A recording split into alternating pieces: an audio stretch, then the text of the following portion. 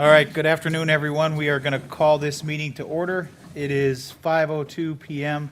All council members are present, town manager, town clerk, and town attorney.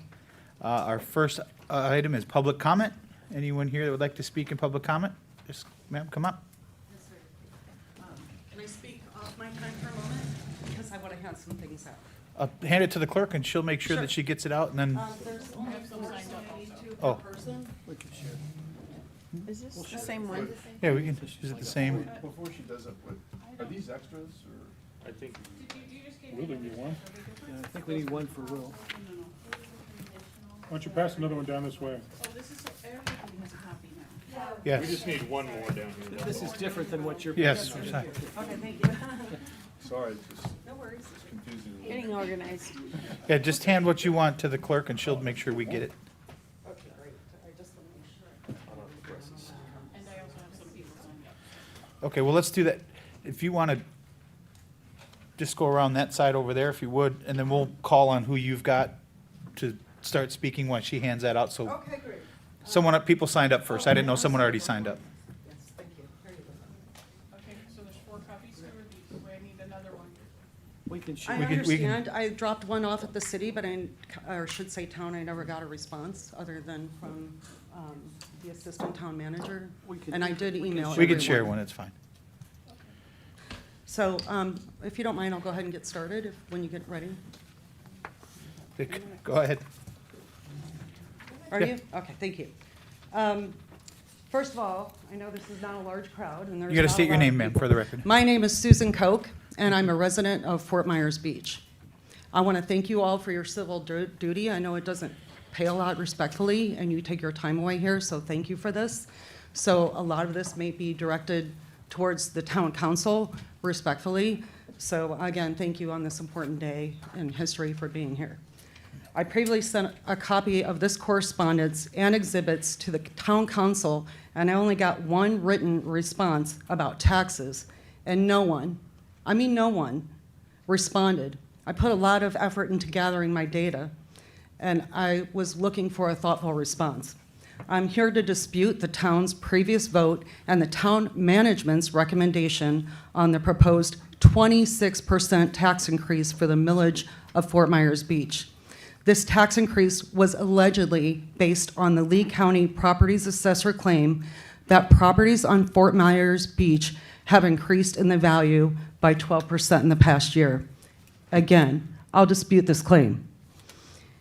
You will see in my presentation that I prove before you that this is simply not true and that sales on Fort Myers Beach have decreased by up to a whopping 88% since the 2023 investor grab after Hurricane Ian.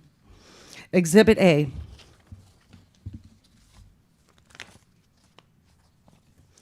According to Google AI Overview, the median sales price per square foot dropped by 9.98% year over year in May 2024 to Redfin. Additionally, Zillow reports that the average home value in Fort Myers Beach is down 10.7%. If you do the math, that's a whopping 20% in value dropped since 2023. Exhibit B. Feel free to look at that. The mic is off. All right, hold on just a second. Yeah, it should be. Josh, can you work on, if they I can can't hear? speak, I'm fine. But if you need a microphone, that's fine as well. They want to, And people following along at home can't hear you. so- I understand. can we try that other one? Okay, go ahead, continue. Are you there? Okay. Exhibit B. To quote Sunny106.3.com, local news, Fort Myers Beach housing market takes a hit. Single-family homes drop 68% in 25. The housing scene at Fort Myers Beach has taken a sharp downturn. Just 38 homes changed hands in early 2025, a stark plunge from 2024.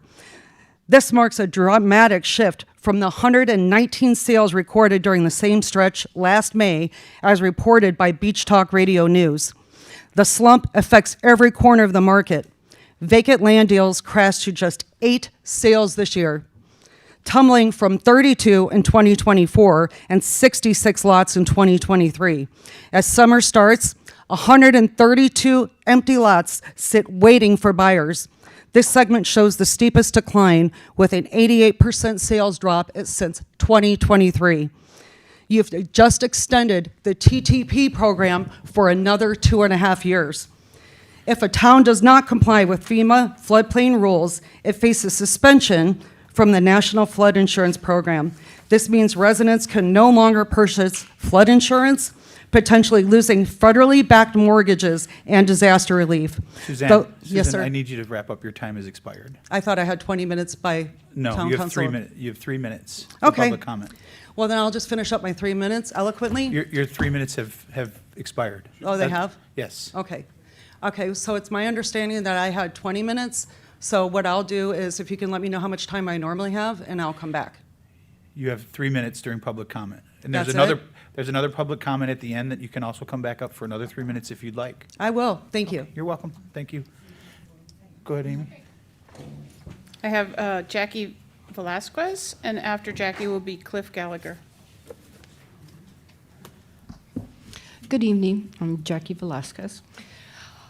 My concerns are the same as hers, but more so. I understand that the town needs money to operate, but Excuse me, could you speak into the mic? I'm just trying to figure out what exactly is the town responsible for, like maybe Bay Oaks, the pool, side streets, of course, permitting and inspections is a big one. Newton's Beach, the mooring fields is a big issue with me because I understand that we are on a very down slope, losing on that. If they're not making us money, why are we, even taking care of those? But it seems like, I know that Lee County gets 6% of the taxes that you guys, gather from all the empty lots and the residents left here, but you guys bought all brand new pickup trucks. You just purchased a vac truck. That had to cost, what, $1 million? I saw on your website that you are looking for somebody to run that truck for $25 an hour. That's about 50 grand a year, plus benefits, and that person is gonna need a crew. I mean, and then when they get that job done, what are they gonna do? It seems like you have a lot on your payroll. And, the other thing I was very concerned about is, the 60 or 62,000 that you spent for a survey for, a retaining brick wall to go down the beach when you just spent all that money on turtle lights. Those little turtles aren't gonna scale that. And, God's gonna put that water where he wants it. It has a lot of power. So, I feel that with the raise of the taxes, although they may be minute, it is having an impact on us. And, why don't you incentivize, lower taxes, if anything, to get people to come in and build and buy these properties? I mean, even our, the residential is hurting and restaurants can't build. I mean, Fort Myers Beach is in a sad state, I will tell you, but I just want you to be mindful of us residents that are left here paying the bill, when you go to do your budget and what you're spending. Okay, and thank you. Thank you, Jackie. Cliff Gallagher, and after Mr. Gallagher will be Ellen Vaughn.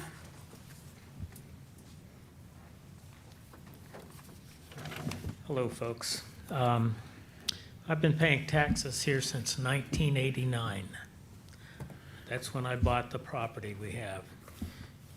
4 of us went in. 1 of us died. 1 of us wanted out. The son of the person who died wanted out, and I paid him for his side of the property. That was the biggest mistake I ever made, because this tax assessor says, "You're new people. You owe us a complete reset on your taxes." and I appealed it to the VAB. And an inspector came and he says, well, I'll make a deal with you. We'll lower the assessment. And then I got my new trim notice. And the trim notice says, you're a new person here. The welcome stranger law for taxes takes effect with you. You know what the welcome stranger law is. Somebody new comes in, they hit them with maximum taxes on a property. And so even though I got an agreement to have this tax lowered, they came in and jerked it right back up. I went from paying $7,000 a year taxes on that property, and now they want close to $13,000 in 2 years. That's not right. And that's why I'm going back to the VAB.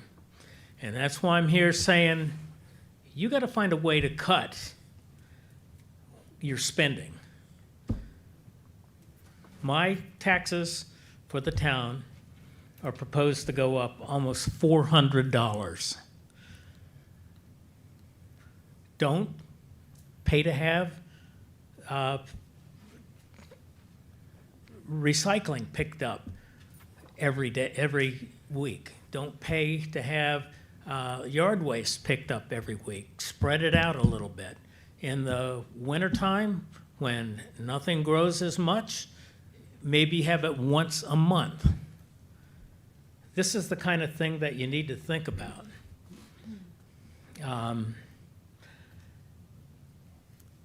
It's kind of rough. The state of New Jersey, where I have my permanent home, says, you're over 65. We're going to take your real estate tax and we're going to cut it in half, 50%. They don't charge tax on retirement funds, 401k, or Social Security. I don't pay any taxes up there. But Florida says, come down here, we'll pay you, we'll let you have a good deal on taxes down here, and it's not true. Okay? Thank you, Cliff. Thanks. Sorry, Ellen Vaughn, and that's all I have signed up. Good evening, Ellen. Good evening, Ellen Vaughn. I live at 7500 Estero Boulevard, and I'm here to say that I like infrastructure, and I think you have a really tough job balancing a budget. I'm very involved with some of the organizations on the beach, and I really don't want to see their budgets cut because I think they are important to our quality of life, particularly the the Mound House and Bay Oaks and Newton Park. All of these things, the amenities that make us special. If we lose our amenities and our special things, then it will be very difficult to maintain a sense of community. So without further ado, may you make wise decisions. Thank you, Ellen. That's all I have signed up. Is there anyone else who would like to speak in public comment? Seeing none, we'll close public comment. That brings us to our public hearings.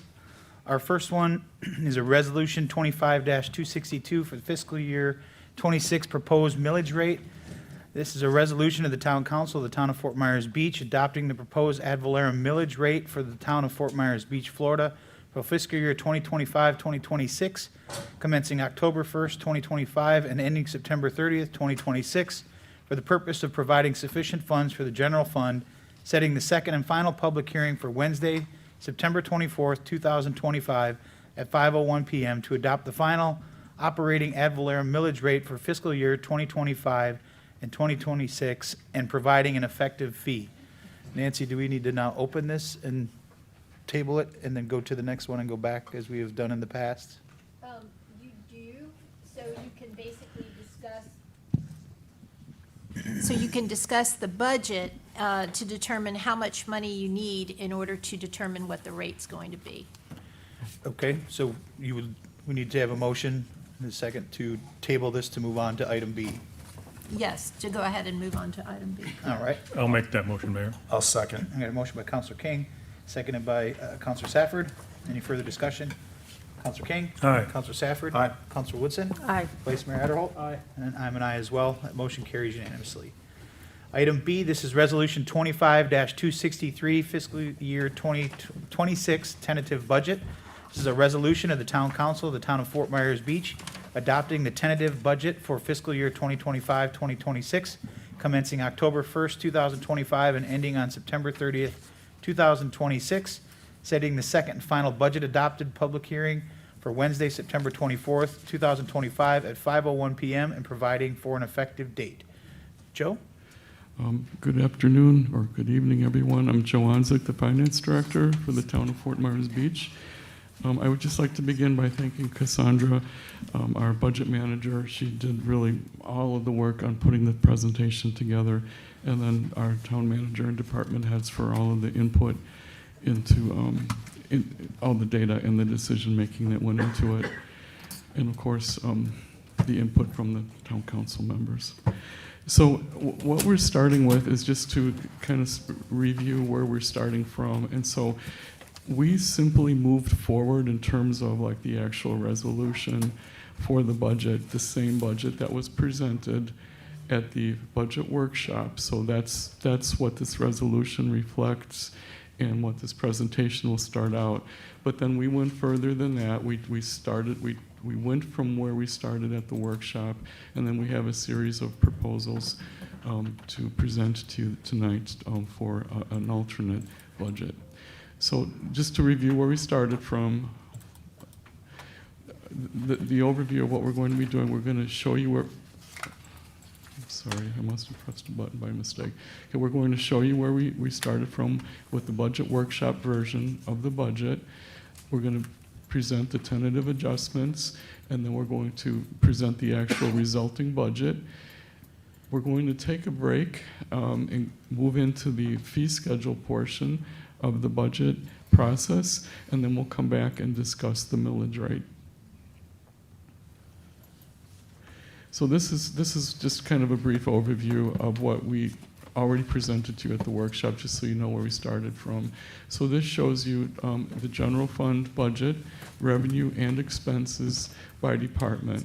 So the first column is the revenue, second column expenses, and then the last column is the difference between the two, the net. So this is where we started from. If you move all the way to the end, the second page, you can see that we had that deficit of $1.191 million that we then had the challenge to cover. Just as a reminder that regarding the bridge loan calculation, it's calculated, or the amount of bridge loan that we'll be using is calculated based on the 2022 revenues, which is pre-Hurricane Ian, except for ad valorem revenue, because there's a delay of 1 year. So the ad valorem is actually compared to the 2023 revenues. Any increase, just and also a reminder, any increase in most fees will only reduce the amount of the bridge loan and it has no effect on the actual deficit. This is just to give you an update. Joe, before you move on that, Yes. so based on what you just said there with the fees, is everything you're presenting today, is it based on the current fee schedule that you have in front of us, or is it based on something that could change? Well, there's only a few line items in here that are reflective of any kind of fee changes. Okay. So any fee changes would be additional revenues that would be coming into the town. It wouldn't necessarily change the deficit because it'll just reduce the amount of bridge loan, which is a good thing, but that's not reflective in the budget presentation today. The actual fee changes will be presented to you, but the dollar amount of the impact is not here yet. We don't have that calculated yet. Okay. So just as to give you an idea of where we stand with the bridge loan, so we started out with 11.9 million. We used $3,085,000 for the first year, FY23. We used $2,549,000 for FY24. We're budgeted to use $2,025,952 for FY25. It'll probably be lower than that once we complete the year and do our analysis. And then we're proposing to use in next year's budget $1.4 million. So that's a total of $9,271,000 of the bridge loan that will be used, leaving $2.6 million remaining. And as you can see, as revenues have been gradually increasing over the years since Hurricane Ian, the amount of bridge loan has also been reducing accordingly. Must be. Now, starting from that budget that was presented to you, these are the proposed changes to it based on individual line items that each of our department heads went through in order to help cover that 1.1 million deficit. So the first and the biggest change occurred in the Bay Oaks recreation area. It might be easier for me. I'm not trying to figure out where I can look. That'll be clearer. The first one is to remove 3.25 full-time equivalent part-time recreation aides out of the Bay Oaks recreation. That would save about $136,000.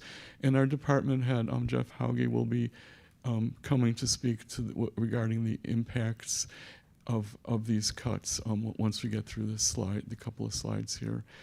And he went through line item by line. I'm trying to find every possible way to save and to correct anything that may have been budgeted incorrectly.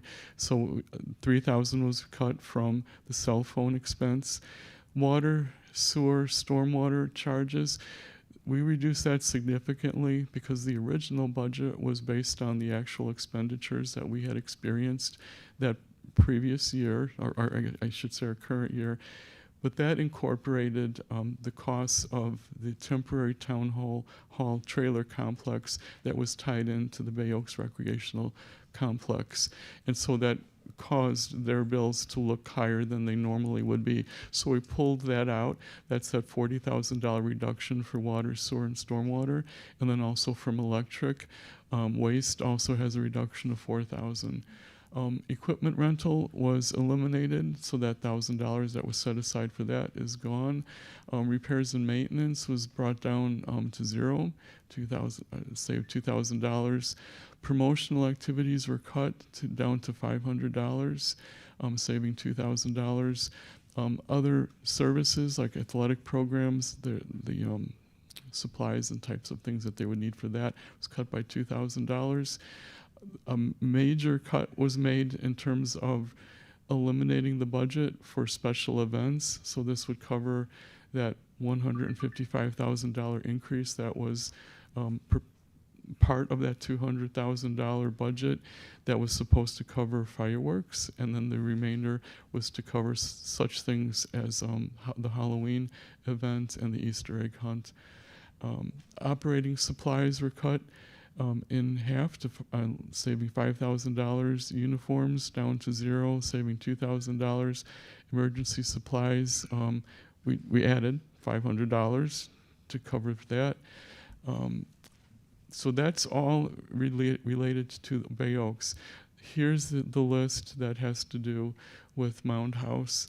We have the Mound House grant is an additional revenue line item that was not incorporated previously. That's a line item that doesn't affect the bridge loan calculation, so that will help the deficit by $20,000. The Mound House donations, same thing, that will help the deficit by $7,500 by including that in the budget. Janitorial services cut $3,000. Educational programs by $500. Pest control we're increasing that by $2,500. Publication and advertisements down $500. Cell phones down $3,000. IT. So you can see there's small but significant cuts when you add the total all up. So we got freight, printing, promotional activities $7,000. Office supplies $6,000. Educational supplies, books, training, water and sewer, and then we get down to personnel. This is a cut of that would save $73,000 by removing the educational coordinator position that was budgeted in terms of the original workshop budget. Then there would be adding 3 maintenance workers for grounds and street, which would add $194,000 back into the budget that was originally cut from the budget that was presented to you for the workshop. This would restore those cut positions. And then Jeff Joe, would, just 1 second. Yes. Question on that public works maintenance, Yes. is that's not really under the Mound House, correct? No, That's just in public works. That's Yes. a totally separate bucket. it is. Okay. It is. And how we tried to organize this was by like this would all fall under Community Services Director. And so now Jeff would come up and speak to the impacts of this. Okay.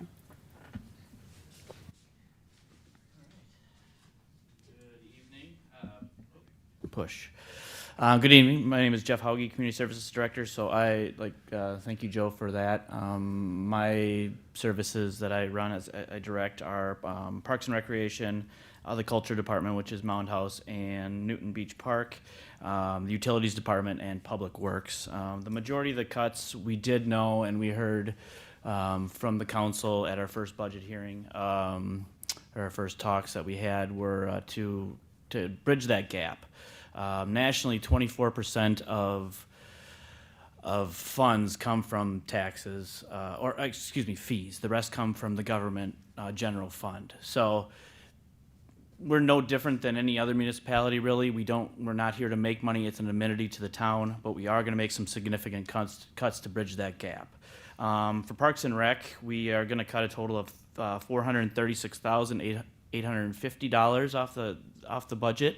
That'll bridge that gap. Was $1.2 million, and we're cutting almost $440,000. One of those is the athletics coordinator position we cut. When I talk about any of these cuts, a lot of them are going to have some impacts and risks for my department. And I'm just going to go through kind of what that would look like due to these cuts. So, removing an athletic coordinator, we aren't going to have basketball leagues, volleyball leagues, pickleball leagues. Those will most likely all be eliminated. What I don't want to happen is that we make all these huge cuts and then our youth and teen coordinator has to take on all these leagues and everything. They are already short-staffed down at Bay Oaks. You'll see in a second we'll have to reduce the hours that we have there, but and then youth leagues and clinics will probably be eliminated. We had some soccer leagues that were down there, basketball leagues. We used to have flag football that we wanted to bring back, and those most likely will not be able to happen at Bay Oaks because of these cuts. The 4 rec aides that we're going to cut, one full-time, three part-time, it's going to mean less hours for the rec center to be open. We won't be able to open like we were 7 days a week. The weekends, early mornings, I know we hear the residents loud and clear. They want to be open in the morning, but they also want us to be open at night. So we just can't do it with the staff that we have. And then when it comes to our after-school and summer youth programs, it's just going to be a higher staff to youth ratio. Right now we run about a 1 to 10 ratio for one staff and to 10 kids, which is, I used to work nonprofit for the Boys and Girls Club. That's about average. When we make these cuts, it'll be one staff to about 18 kids. So it will be a significant impact and potentially impacting attendance. So, Jeff, before you go on, Yeah. go back just a little bit. The cuts, you said being open in the morning and being open at night, is that based on what your current staffing level is, or if these cuts were made, budgetary cuts were made? we did have an opening for athletics coordinator that we hadn't staffed, so that would be one that we just cut. So that's actually the hours that we have now are really stretching us just to be open to what we are. So 8 in the morning till 7 p.m. But these cuts, like we could be open on weekends if we had the rec aides. We had a lot more staff and pre-Hurricane Ian to be open all these hours, and we were open pretty much about 7 a.m. to 8 p.m. On a normal year. So these are actually openings that we had. We don't have to cut staff right now. We don't have to tell anybody that's currently working that their position is cut.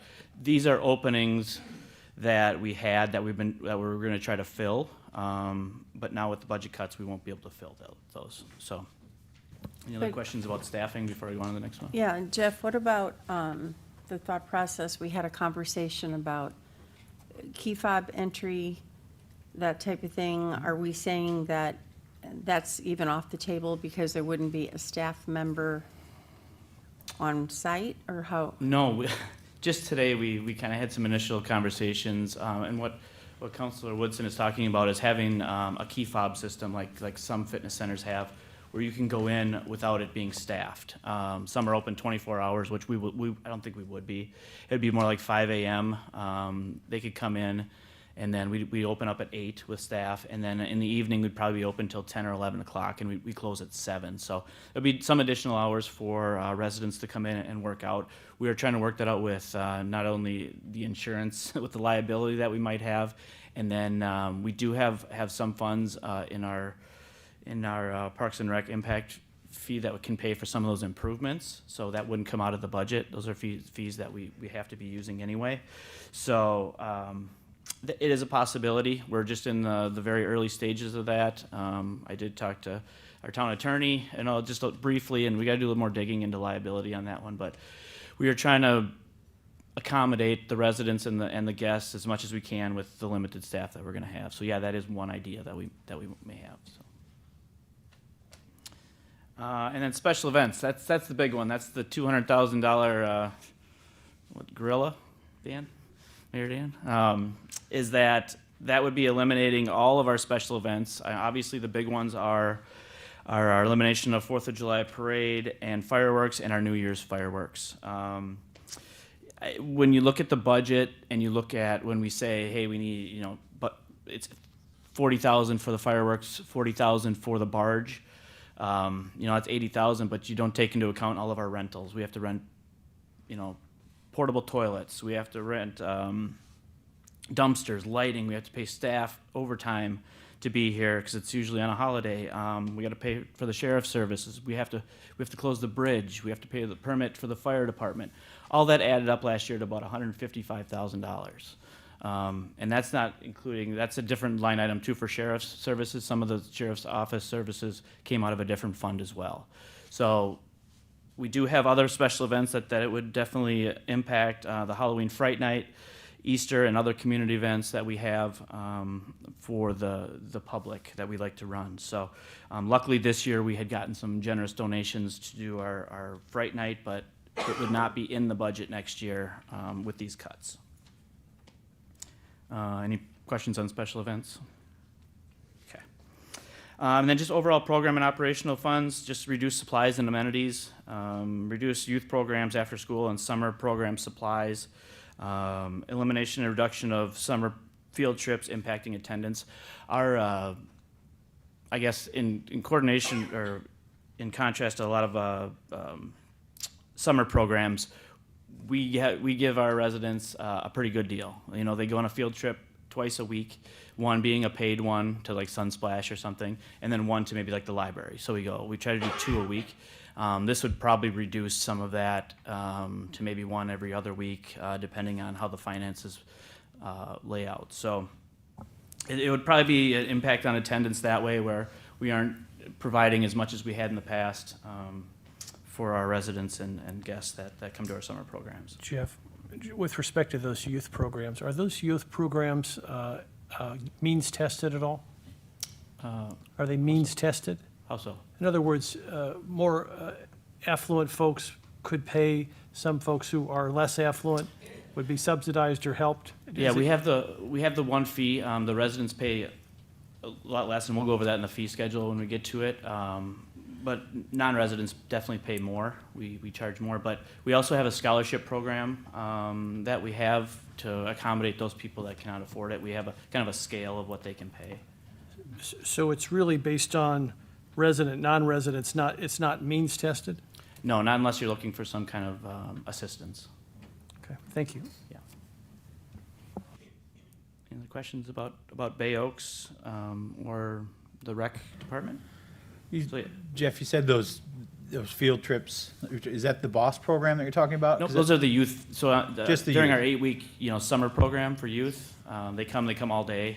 We're there, basically their childcare for the summer. We go on field trips just to get them out, Got it. experiencing different things that they may not with their families, and getting them just out and about outside, or just out of the gym, Right. for lack of a better word. But yeah, I mean those are pretty significant. Other programs that I've ran, they do a standard fee, and then they do almost like a field trip fee or an a la carte. We actually include that in all of ours. I think we tried to do the a la carte maybe a couple of years ago, but it wasn't necessarily received well. So we just had the one fee for the entire program. So they pay, I think it's like $125 or $150 a week, and that includes a nice field trip. But that also includes the staffing, the snack, use of our amenities. So. I have a question. The answer's right near the school. Well, you can, when he's done, if you want to ask him a question. Yeah, we can do that. That's fine. So that's kind of my impacts and risks for Bay Oaks, at least. Sorry, this might take a little bit because I have a few departments, but that was for Parks and Rec. Mound House, again, we made $130,000 worth of cuts. One that's probably going to impact more so than others is another education coordinator. This is going to impact diminished or elimination of programs including Mound House tours, kayak tours, youth programs, and field trips. We also used to go up to Heights and do a weekly program with, maybe not weekly, but every other week to our beach school kids. That would be eliminated as part of this as well. But it wouldn't eliminate all kayak tours, but instead of doing a couple a week, would probably be down to one a week, and where that probably gains a lot of our revenue. Mound House tours, we wouldn't have as many tours because somebody would have to sit at the front desk. And then it would also eliminate proactive outreach and promotion of the Mound House in Newton Park. We've really gained a lot of traction over the past year, working with Adam and the Mound House staff to go to festivals, get out there, getting our name out there, having a tent. Okay. Don't even think it. Didn't. I'm just gonna keep going.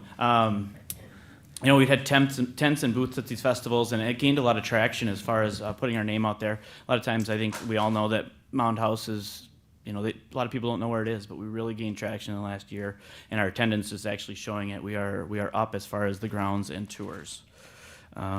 And then reduced hours at Mound House and the museum store. We just have to reduce when it's open, when the store is open, which will also reduce revenue.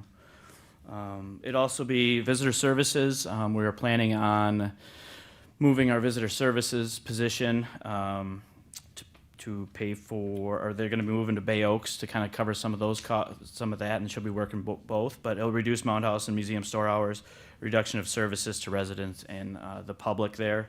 So we won't have somebody there, guiding people, in the museum store. We'll have to use an education coordinator for that, which takes away from what their real job really is. So, and then program and operations funds that reduce program material for residents and guests, limit the experience for visitors of the Mound House. We can't offer as many amenities to them as far as, we have little things for kids, and we give out, pamphlets and those things so they can take home with them.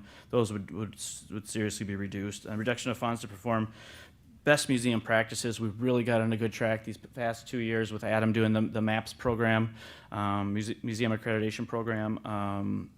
And then, so we're trying to get back to best museum practices and legal acceptance of materials. So even if we get a painting in, there is a legal way to do that.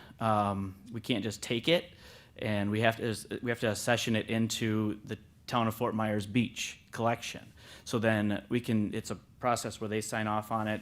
So if we get a painting in, and then somebody passes away and the kids say, no, that's mine, we can legally take that in as ours. I know it sounds kind of strange, but we do get artifacts in quite a bit. I'm not talking just Calusa artifacts, but town artifacts, things throughout the years that we have gotten. I think one of the paintings that we have up, we had to accession, and we just have to do that for legality purposes. And we definitely need, we just hired, not just, but we've had somebody at the Mound House that's been doing our collections, and some people go by and say, why do we need that? But as a museum, that's a liability that we don't have those accessioned. So we have somebody that's actually cataloging those, because they are our responsibility to keep them legally in our possession. So we do have an obligation, you know, not only keep the Mound House open and tell the story, but to collect artifacts and things like that from the town when they come in. And then Public Works, we are gonna, you saw in there, it might be a little shocking because of all these cuts, but we are adding additional 3 Public Works street department. Pre-Ian, we had 6 to 8. With the first round of cuts, we went down to 2. And if you think of it this way, one of the things that we kind of, I guess, get beat up for are the medians, the potholes. We just haven't been able to keep up at all. So what we wanted to do was add a few more in. We found some extra dollars that we could cut other programs and put that into Public Works, because they do anything that's not beach. We have our beach team, and then we have our street team. Our beach team is paid through TDC, and they do work just on the beach. They are kind of obligated to do that. TDC funds do not pay for anything. If they go put up a street sign, that's general fund. So it could add up quick. So if we don't add those in, you know, the roadways, signs, sand removal, townwide medians, including Estero Boulevard, that is our responsibility. Estero Boulevard, as you know, is not technically our responsibility roadway-wise, but we have an agreement with Lee County that we will maintain Estero Boulevard. They did give us a chunk of money a few years ago to do that. That's Times Square, Bayside Veterans Park. So we reallocated some of the community policing and in combination of reducing in the Mound House staff and the Bay Oak staff to kind of cover those costs. So we felt like, you know, definitely Public Works does play a huge role in how our community looks. We don't do the garbage, we don't do the recycling. I get that. We don't pick up yard waste. That's waste management. But we still have 7 miles of roads and back roads that we have to maintain. And 2 people just was not cutting it. I mean, you'd get a quarter of the way down Estero medians, and you'd have to turn right back around in rainy season and do it again. So, you know, if those don't get added in, and even with 5, it still is hard. I mean, it's hard to catch up with all the mowing and trimming and, you know, potholes. Our task list is just very high, and I think it's just important to put that message out there that we're trying our best with what we have, and hopefully we can actually gain a few Public Works guys out of this. Any questions? Scott, any questions for Jeff?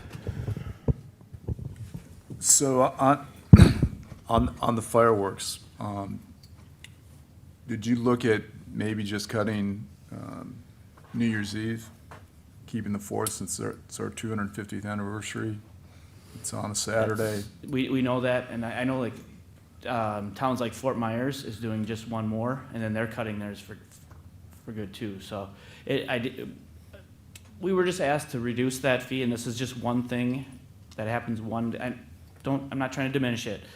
No. In the whole scheme of things, it's one day. I know it's a big part. I know it used to be funded partly by us, partly by other entities, which would be great. We tried to do that one about 2 years ago. Somebody promised us money, we didn't get it back. So it's hard when we say, you know, we'll raise money, but we haven't been able to as a town. Yeah, I'm looking just, you know, I understand the budgetary aspect, but it being our 250th anniversary of the country, it's on a Saturday. Monday's going to be the legal holiday. The economic impact, I'm looking at big picture, not just the town's budget, but you're talking a huge economic impact if we don't have we don't have fireworks. Yeah, and that's what I'm just kind of letting you know the risks and the impacts of these proposed cuts. So ultimately, it's up to you all to decide if you want to make those cuts. But I also understand, you know, we've got to use a barge now that everything's gone up. Yeah, I know like Sanibel they don't do it on a barge, but they have land. You have to have a 500-foot radius. We just don't have that on this island. Even we tried to get the Red Coconut or Seagate property. It just wasn't a big enough area that the fire department would approve us to do those in. We can't do it at Bay Oaks. There just isn't that much room that we have to do them without using a barge and that without the pier. So that increases the cost significantly. Not only do we have to do the barge, but we have to get the Coast Guard's help. We have to have the sheriff's office boats out there, so we got to pay for all that. So it's just something that I don't want to. I mean, of course, I love fireworks too, but it's just something in the budget that's kind of attainable to cut. I mean, I think we've trimmed the fat, if you will, off our budget, and I don't, there probably are some additional cuts that we probably could make, but again, they're bigger risks than having, spending $150,000 or spending $100,000 or $120,000 on fireworks. So would you say that the 200 is for both events, or is the fourth more because it's The fireworks alone, when we ran the numbers, were $155,000 total. So what's the other, so that's for both events or just one? That's total, that's both. But we also had other special events through the town. Okay. The Easter egg hunt, the Fright Night. Okay, I got you. I mean, we do other things besides the fireworks. Right, okay. Parades that we may help with, that we need staff for. We need rangers. If there's say the women's club does their parade, we still have to have staff there. And then that all comes out of this. I'm not saying we're not gonna have staff there, but we're gonna have to start charging for it. So you're talking Christmas bike parade, you're talking Fright Night. Most of those are ran by nonprofits. Okay. But at some point we do have a hand in at least the patrol of it. Okay, that's all I have right now, Mr. Mayor. Council Woodson? Yeah, a couple of things. We have just reestablished the Friends of Bay Oaks, and we've been certified now with the 501c3. So in looking at options, I mean, I understand cutting it from the budget, but the whole reason of having a Friends organization is for fundraising and for being able to fund some of the elements that are not covered in the budget and the town. So because we have this, I think it'd be a great, what's the word I want to say, challenge for them. That if we do cut this, it doesn't mean we have to actually cut the fireworks per se, but challenge the Friends organization through donations and that type of thing to actually pay for it. So it's an option. They're putting together the board of the Friends organization right now, so that could actually help with some of the other things at Bay Oaks as well. I worry about the after-school programs and the summer programs for the kids. It's a huge benefit for the parents and the working families in the town. They come and they drop their kids off. They're in a safe environment. They do great things for them.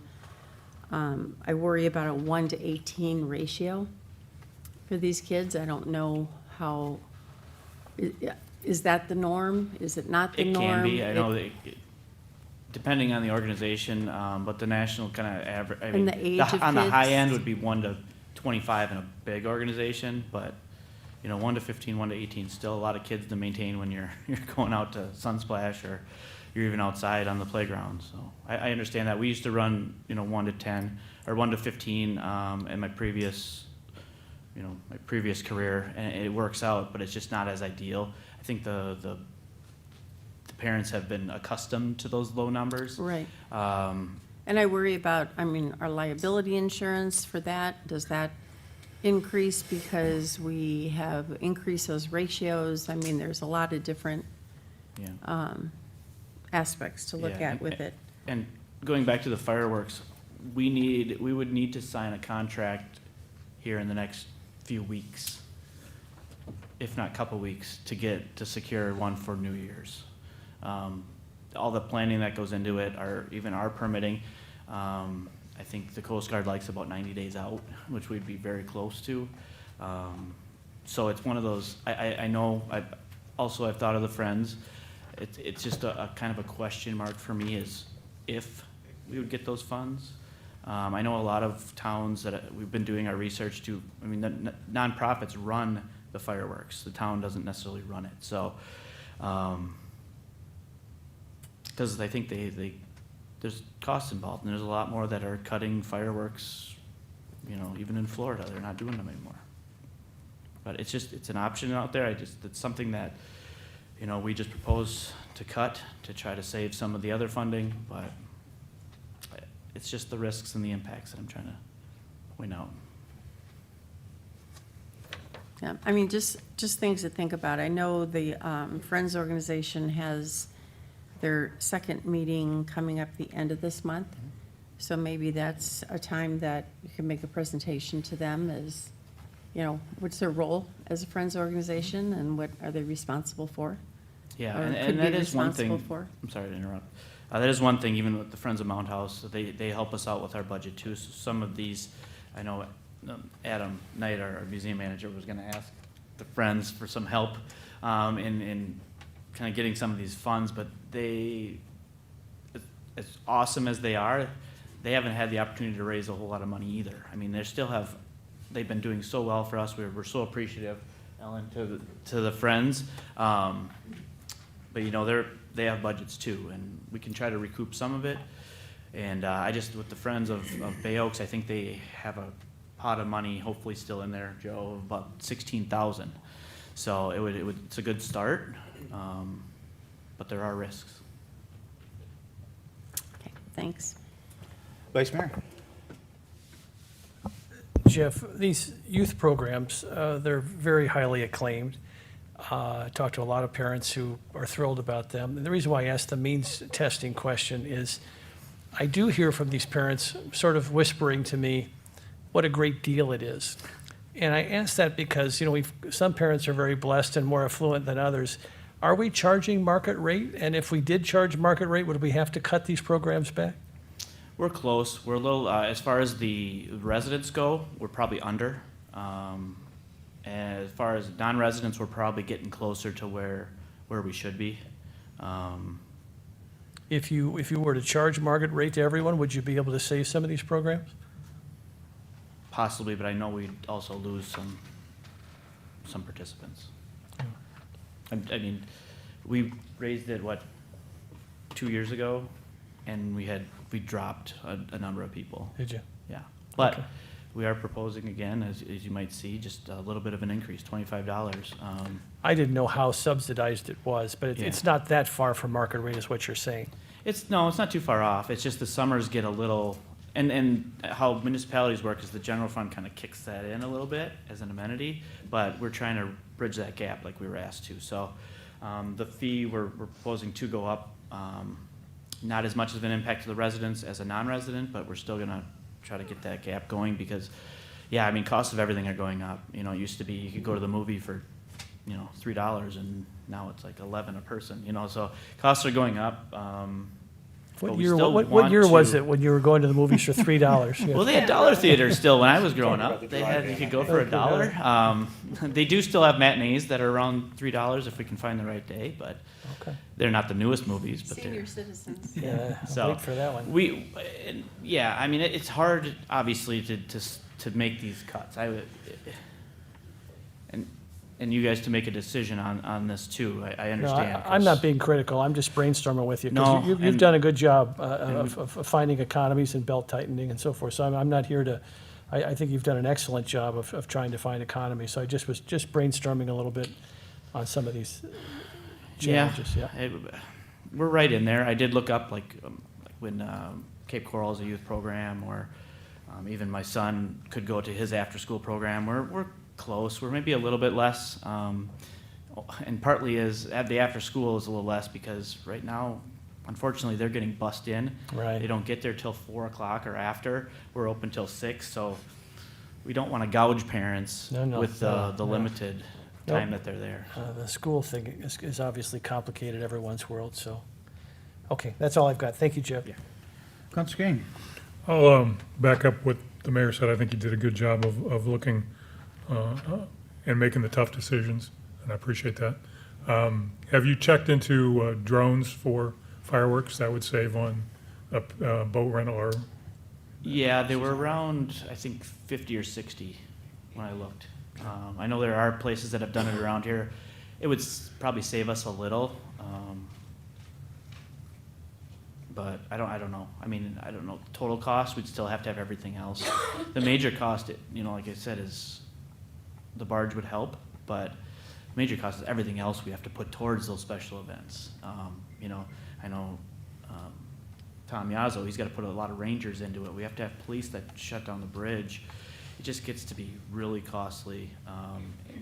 I would say, and I want to just say, 155,000 came out of my budget. More of the policing came out of Tom's budget. So total budget-wise, I wish I had that number, but, and maybe Tom, maybe you may know, but it's every time we do it, it racks up with the sheriff's office. So if you want to know a total cost, I don't know if Tom, if you can answer that, maybe when you come up, but that's 155 just out of my budget. Some of that does come through mine, is Tom Chiazzo, our service director. It's spared across the whole gambit, and the sheriff's department, I will say, give them a lot of credit, they have thrown a lot to us, outside the scope of that. But it's a pretty dramatic number I don't have right offhand right now, the 155 that we were working on for that, the overtime that comes through the Rangers for the public safety side of that, and that's really what most of this is, and that's what Jeff's referencing, is the public safety side, which ultimately, if we're gonna gather people in one place, we have to be prepared to protect them in every manner and make sure that we're controlling the space in a manner that makes it safe for everyone who's involved and who's there. And yeah, I'm not sure and I don't know because I haven't explored it, but I know some residents have brought it up, basically because of the environmental concerns and the noise pollution concerns from fireworks.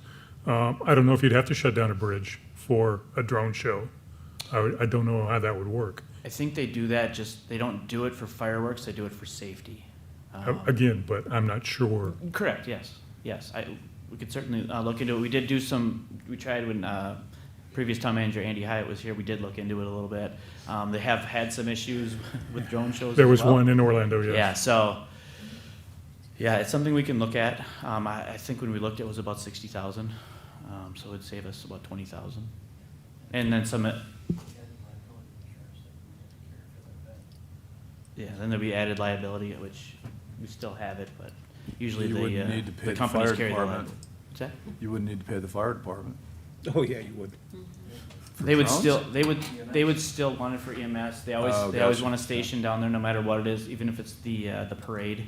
We pay a lot of money for the parade for security. And I'm not saying that, I don't mean to keep being negative about it. It's just, there's a big cost to it. No, we get it. One thing I don't want to cut. I mean, I get to work 4th of July. I get to work New Year's because it's fun. The fireworks are fun once they're going off, and not. We also have the risk of possible fog that may come in. Sorry, You had to do it, but didn't you? we have those risks too. A If it's drone show raining- you could reschedule though. Drone show you could possibly reschedule depending on how the contract runs. I know with the fireworks, once it's on the barge and it's loaded, they're ours. We pay for them. So. If I could add, I know they have looked into the drone show, as Jeff mentioned. One thing that we will be able to do this year, and I've already started talking with the Chamber of Commerce, is they do plan to have a drone show during the Sandcastle competition this year. So it'll be a good measuring for us to see the total cost, the effectiveness, all the other services that are required for that event for comparison purposes. I don't have that yet, but I'm looking forward to having that data. I've been working with Jackie to make sure that we're tied in with that. So That's just excellent, wanted thank to you. add that. And just another side thought, I hope maybe we could get some citizens to start volunteering for things. Would citizens be able to run the gift shop at the Mount House and things like that? Liability-wise, I don't know if they're not an employee. I could look into it. We do utilize volunteers there for tours, those kind of things, but to handle money, I don't know if we can. I'll have to look. I haven't looked at that, but yes, certainly if we can utilize volunteers, and we also can utilize volunteers for our summer youth program. You know, if that can cut down, if they're with a group of of 18 kids, that really cuts down the eyes. So there are ways to try to help that out too, so. I appreciate it. I know how this has impacted you, and it's not easy, and I appreciate your efforts. Yeah, Jeff, I mean, you've done a great job of doing exactly what we asked of you, to go and try to find cuts where you could find them. Obviously, the fireworks was the low-hanging fruit, for lack of a better term, to really look at. I'd love to see that program go back to the way it was, where the town had a specific amount they put in, and then the rest was funded through the chamber and local businesses in a match. It seemed to work really well that way. Obviously, that's back when we had a pier.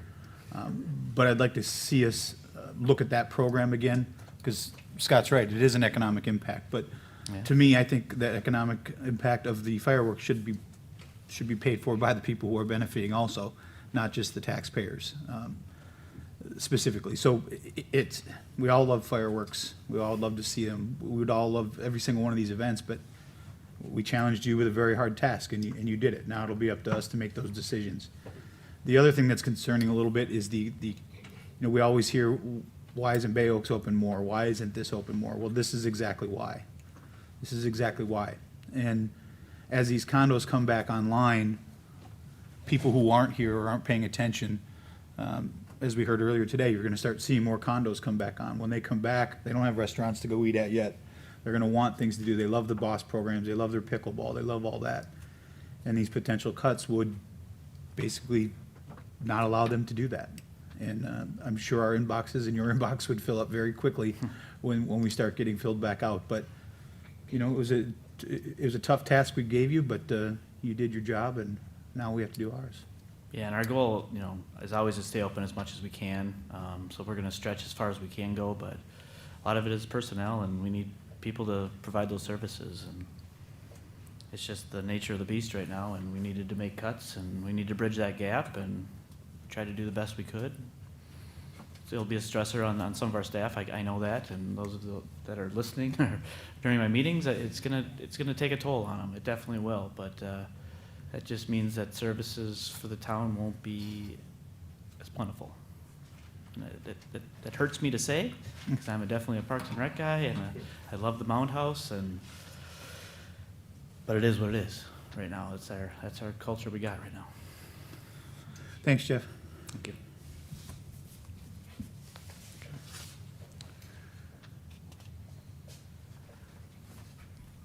So, kind of related to what was just mentioned was emergency services. So, this is where our Emergency Services Director Tom Yazzo will come and speak regarding about the $50,000.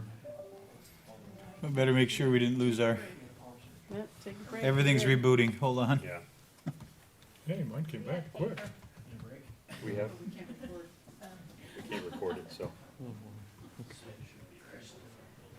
I think it's just a house or something. You can hear the thunder. It's going, it's live. Did we run out of money already? Josh says we're still live. We're still going? We're still broadcasting. Yeah, so. We're still good. Okay. Oh, here we go, we're back. Okay. Back. He's I got this think, one on. is he coming Ran back? out of money. We can move on to the next item just until Yeah, Tom we'll is come back to available. Tom. Yeah. All right, so Well, Tom's not here, he's cut. We'll just skip over his. Okay, we can move on to the human resource change. This was to increase employee engagement budget from 10,000 to 20,000. And our human resources director, Talisa Oliveira, is here to address the reason for that.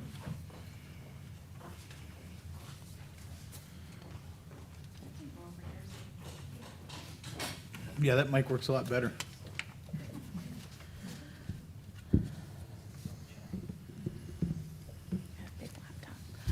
Okay. Hi, my name is Talisa Oliveira. I'm the Human Resources Director for the town. So I am requesting to increase our employee appreciation budget.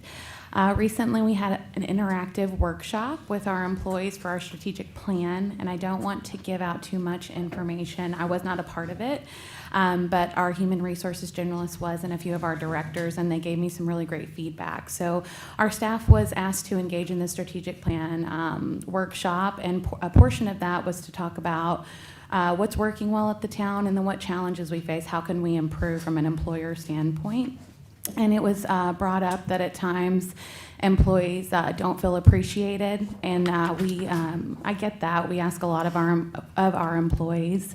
Currently, we have a monthly lunch and birthday and anniversary celebration that we hold, and that costs about $700 every time we do that. So that equates to $8,400 annually. So that basically almost maxes out our budget.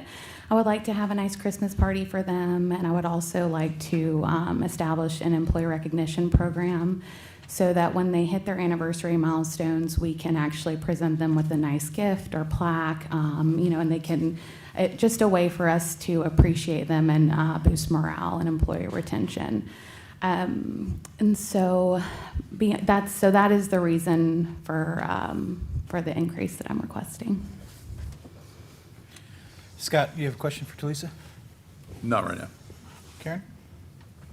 Again, it's not a question, it's more of, the cost of turnover versus a $10,000 increase in employee retention is basically what we're trying to solve for.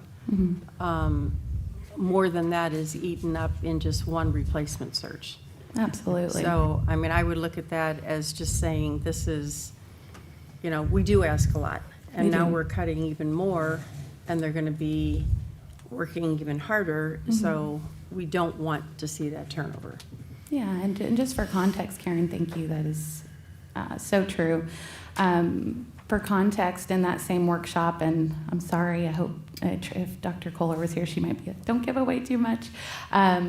It was brought up that oftentimes our employees feel like they are overworked and asked to perform duties outside of their established job responsibilities. And that is a direct result of the environment that we are in post-Ian. Every day we're asked to do more. There are more challenges, and we review our staff. We see what strengths they have, and we ask them to. We had an employee on our public works team come and install, the brick down here, and we have somebody handling our special events that she has a different job. So in my office, we do spend a lot of time trying to identify strengths and combine roles where we can. We really do ask a lot of our staff, and they do a lot for us, and they have been so adaptable. And so, to me, the $10,000 is well warranted, and it will give me more flexibility to be able to give back to them, so they do feel more appreciated, and they deserve that. Vice Mayor? Just a little context, Joe, here. This presentation that you're putting forth, you didn't really set the table beforehand. Can you tease out what the end result of all these discussions is? Is it a balanced budget at that point? Is that the end slide here? Just so as people listen to this at home, they're getting a sense of the broader goal and the broader picture? That is true. What we've done is we've tried to identify all the changes in the budget that would take us from that $1.191 million deficit and bring us to a balanced budget in the end. But in so doing, we wanted everyone to understand what the impacts were going to be of all these cuts, just so that we have the full context when you make the decision. Very, very appropriate. I just wanted to make sure people who are watching, who hear these additions and subtractions, realize that the end goal is to have a balanced budget without a millage rate increase. Right? Well, that is true, but there are other considerations too. Once we get through this list of potential cuts. I got you, but that's what we're focused on now. That's what we're focused on now. Thank you. I don't have any additional questions. John? I don't have a problem with your request for the $10,000 for employee recognition or engagement, but I think it's important to note, and I don't know this, I'm assuming that you all do this. I'm just speaking for myself and how I interact with others, whether it's at a restaurant or something else. When I come into this place, I try to tell people I appreciate what they do for the town. And that's a little thing that goes a long way to people. Or stopping and listening, asking them how they are, you get the normal response of, I'm fine. No, I really want to know. And it takes a little longer, but it shows you care, and I think that's important too. And I'm not trying to make a judgment there. This is just how I operate. And I agree with that completely. And one part of me trying to implement that performance review process is to facilitate more of that open communication because we are so busy. And so making an intentional effort to sit down and discuss performance, I think that there's a lot of appreciation that needs to go into that process as well. And so we're in the middle of that now. So I'm hoping that that will contribute to that as well.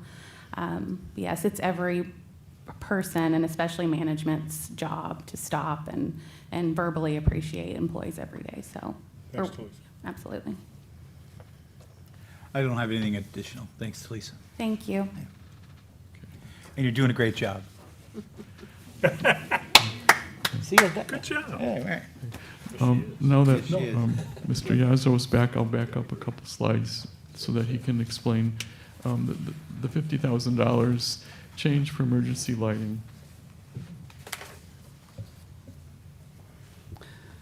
Good morning, or good afternoon, evening. Thomas Yazzo, Fort Myers Beach Emergency Services Director. So to speak to the public safety aspect of this, we've built a program now that had been somewhat deficient over the past number of years. We took some of our personnel, changed them from just parking, and we trained them and created a small group of people now who pay attention to a lot more on the island. Parking is a small part of what they do. And part of that is the public service is getting them out there and helping. They're in the neighborhoods now as opposed to sitting at the beach accesses.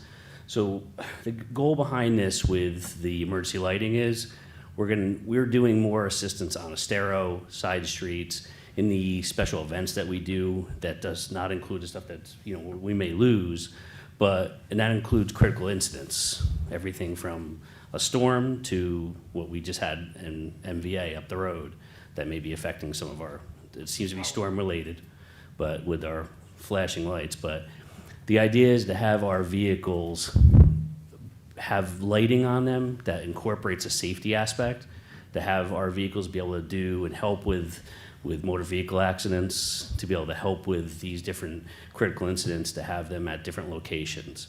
So that's the idea behind this. It includes lighting for those vehicles, but it also includes equipment that will help in the event of a critical incident. And that's everything from generator space to satellite recovery when we're dealing with things quickly, so we're on the scene to help. And that's kind of the idea of this $50,000, which is being pulled out of another fund, which is still related to community policing. Tom, when you say lights, I assume you're talking about Yes, sir. rooftop lights. Overhead lights and just something that will protect our staff and also protect our Alerting. public. Alert lighting, yeah. Yes, sir. Scott, questions for Tom? No, not Karen? this time. Jim? I have a question, Tom. It's really more of an opportunity for you to, and I know you'd be uncomfortable doing this. I don't know that the taxpayers fully appreciate or know the things that you're doing to professionalize public safety on Fort Myers Beach in terms of the town's role. Would you just take a second and talk a little bit about your background and what you bring to Fort Myers Beach? I'm a retired police officer from New York. I worked for the federal government for a certain period of time as well, and I was retiring here to Fort Myers. I came down here. I moved here about 4 months before Hurricane Ian came and ate us. So at that time, I decided I was not going to be retired anymore, so I went and helped search and rescue in certain areas around here, and then I was asked to come and help Fort Myers Beach. So I brought some of my history with me, and the idea was to help LCSO within their scope to make a better interaction with us, the county, with LCSO, the fire departments, the EOC, Emergency Operations Center, to kind of bring that together so we didn't have an issue where we have another big critical incident and it turns into a soup sandwich. So we're building that up with the idea that we now have a plan. We're going to follow that plan so the residents and our employees are safe if something does happen. You also have military service as Yes, well? sir, I do. Would you elaborate on that? It was a long time ago. I served, I served the United States military, and I served around most of South and Central America. In the Marine Corps? Yes, sir, part of it. Well, thank you for your service.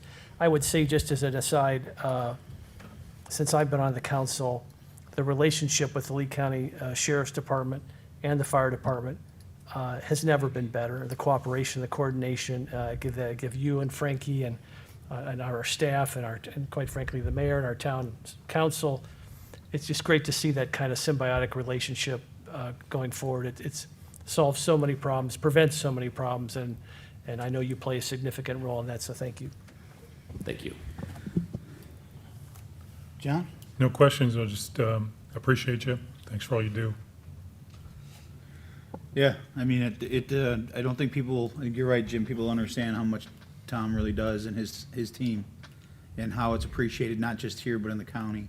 I haven't talked to anyone that hasn't enjoyed working with you or feels confident that when they pick up the phone, they know they've got someone on the other line that's willing to work alongside with them and not fight them and things, who gets it. So, and I had that opportunity of working directly with you in some of the equipment during Milton, so I got to see it firsthand too. So thank you for all that you do, and we'll consider your ask. Thank you, sir.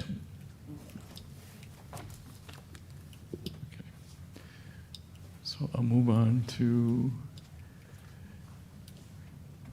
okay, this is an adjustment, actually it's more of a correction that we needed to make to the budget for $40,000. We realized in taking, as we were trying to find places to cut, we actually looked at the line item in the mowing field and realized there wasn't enough budgeted there.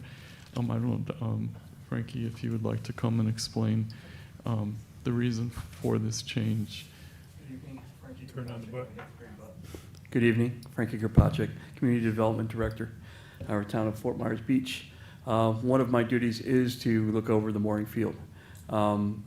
It has been on the upswing ever since we have our new harbor master involved, and part of this, what we're talking about here today, is instead of having town staff that did it in the past, used to dive and do all the maintenance on the mooring field itself, the underwater anchoring, which is a huge liability, not only to make sure that you have the proper certifications to dive, but the right equipment, and then also the great responsibility of getting the right people to do that job. We've done away with that, and it's been a lot cheaper and a lot less risk on the town to have a company come in biannually and do the maintenance on the underwater anchoring. So that's where this adjustment is. Scott, questions for Frankie? Frankie, if it's cheaper, then why is it 40,000 more?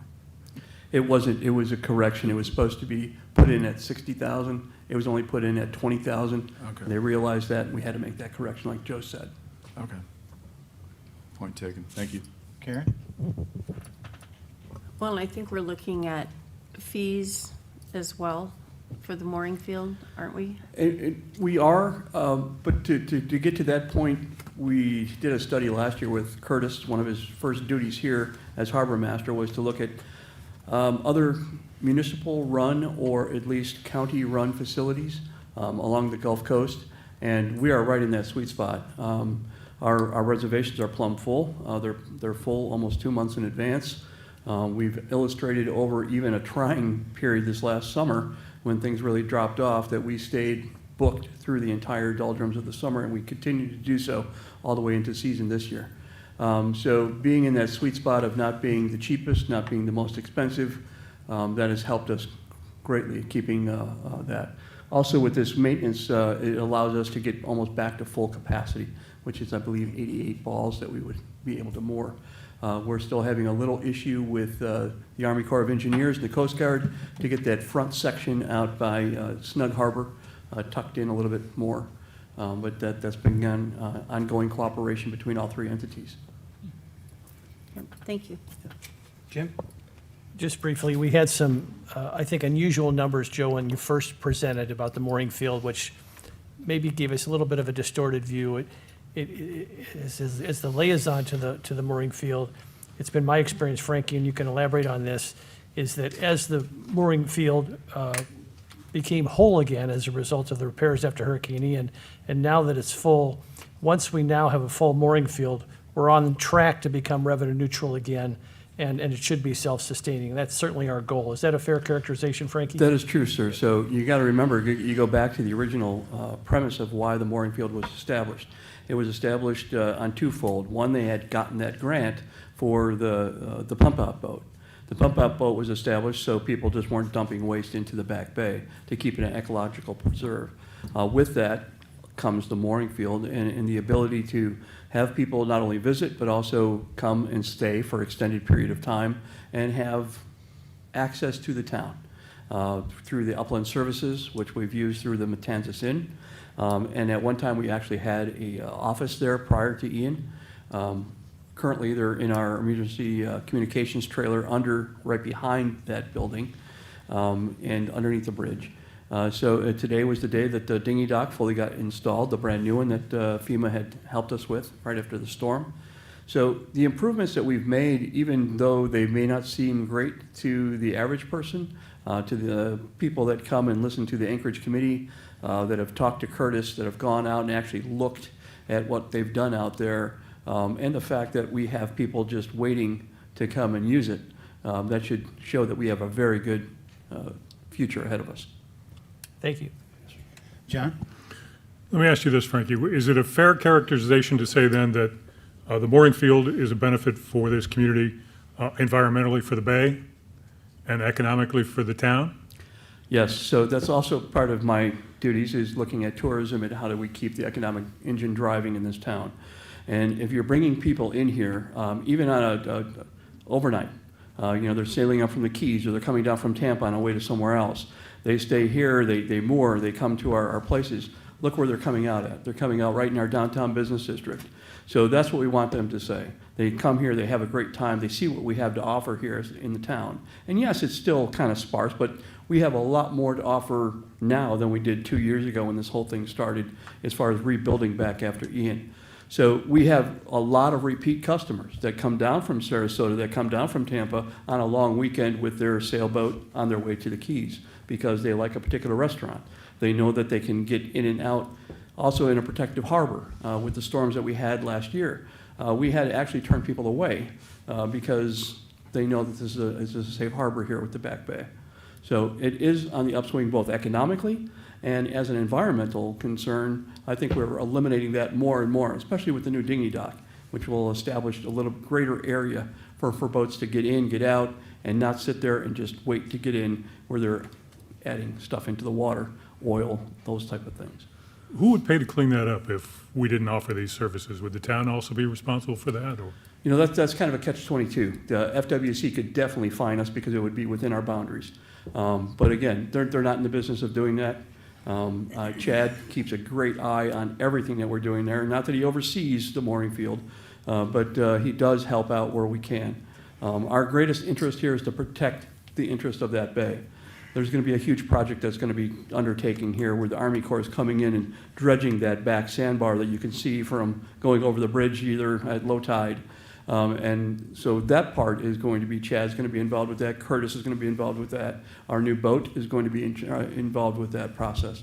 So we're doing the best we can, and we're also stepping in a lot of places with the canal debris removal, those type of things of making this island not only a safer place, but a very cleaner place. When you look into your canal, you'll be able to see the bottom. You'll be able to see the manatees come back, the dolphins that we're all used to seeing. So those are the things that having a good head on your shoulders and a good program, I think really fares well for the town moving forward. The mooring field's best case scenario is probably being revenue neutral, as the vice mayor said. That is correct. But it can make money, but that money then has to be poured back into the mooring field, is it not? That is correct. Okay, thank you. And as everybody knows, I mean, is Matanzas, the upland services, even though it's a great opportunity to do, is that a long-term solution? It's been on my radar and expressed it to the town manager and the deputy town manager that, to sustain this and to move it forward into the next phase, we have to get to that point where we're just eking past that neutral area so we can start maybe affording to build our own infrastructure to house our crew that way too. All right, thanks, Max. Yes, sir. Frank, I think you guys are on the right path, outsourcing this and not having an employee do it.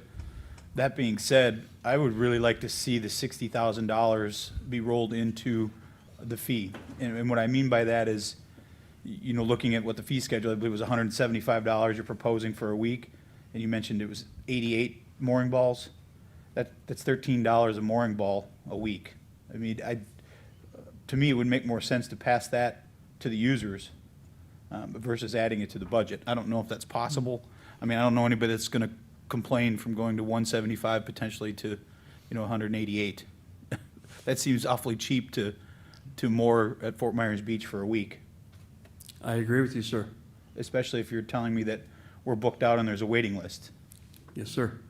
But just a discussion I would like to have at some point on that 60,000 being rolled into that weekly fee amount. We'll definitely look into that, sir. That's all I have. Thanks. Thank you. Okay, then moving on, we have our town clerk, changes to her budget. Amy Baker, would you like to speak to this, or if I could run through them for you if you like? And then, I can speak to it. I'm going to do it from right here, if you don't mind, though, since I'm already in front of a mic. A lot of mine are just increases in some costs. We have more meetings, so it brings up our the cost that we pay somebody to do our minutes for us. Our software costs have all gone up. We've added some election fees that we weren't planning on this year. I have dropped our training, which the risk in that is we're just not going to stay as current on keeping up with what's going on out there. You know, if there's any kind of new trainings we need to get into, that would be it. I mean, my department's pretty easy to, we have to do our job no matter what, so. What are some of the training? I mean, to eliminate that entire budget to me doesn't seem to make a lot of sense.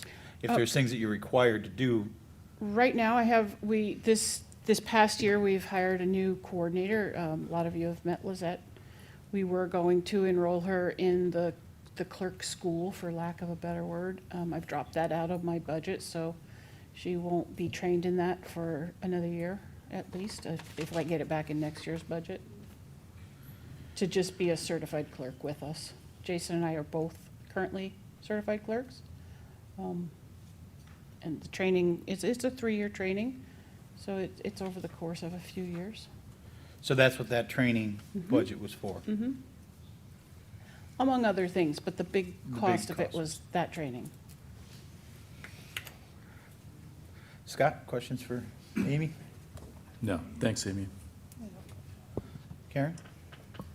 Yeah, I'm a person that does not want to reduce training. I think it's really important. I think it's important for retention. I think it's important for just everything you do to have all of you certified. And it's a 3-year commitment. You know, that I think there are ways that you put that into an agreement. If we're gonna send you to training and you leave, you know, within that process, you reimburse based on a sliding scale. I think there's ways to do that. But it benefits all of us. It's a very important position. There's been times when we have had to redo something, redo meetings because we weren't noticed in advance and that kind of thing. I just don't think that that's a cut that we should do. I hear you. Yeah, I agree with you. You know, especially after the storm, you know, Amy always couldn't be here, and Jason has been very knee-deep in, you know, legislative liaison work to be able to help this appropriations and do all the things that have helped us along the way. So it really leaves a void, and for a $3,000 investment, to have someone here, you know, you're not, no offense, Amy, but you're not always going to be here, No, right? I get it. And, I you get know, it. The people get importance sick of- and, you know, things happen. That one, to me, is a valuable thing to keep involved. Jim? Nothing additional. John? I just, can you clarify the travel and per diem from 5 to 6? Is that for Jason's travel or? Travel and per diem, and the way the old budget used to be tagged, it's kind of a catch-all. You'll also notice my books, publications, and subscriptions, it's kind of a catch-all for me, so it's not necessarily all travel and per diem. A lot of, some of the programs that we use get put into that. And I don't have it in front of me, how I break it down, but I can provide that to you if you need it. No, I don't need it, A but lot then, of, like our would that notary- be our something then that notary should be fees covered get- under the contingency then, or? I think what needs to happen is a lot of this just needs to be reworded. Okay. Like our notary fees are in there. We are part of professional organizations that we're required to maintain. Things like that get kind of dumped in those. Okay, thank you. What's the software? The software is the things like the Civic Clerk, the Civic board Clerk. portal you were all using, our public records software we use. So, we're increasing our records retention for that, or, it's all in one place for us instead of maybe in Jason's email, maybe in my email. We're keeping all our To streamline agendas, it, okay. minutes, items, all the backup materials all in one place, so they're easier to find. Okay.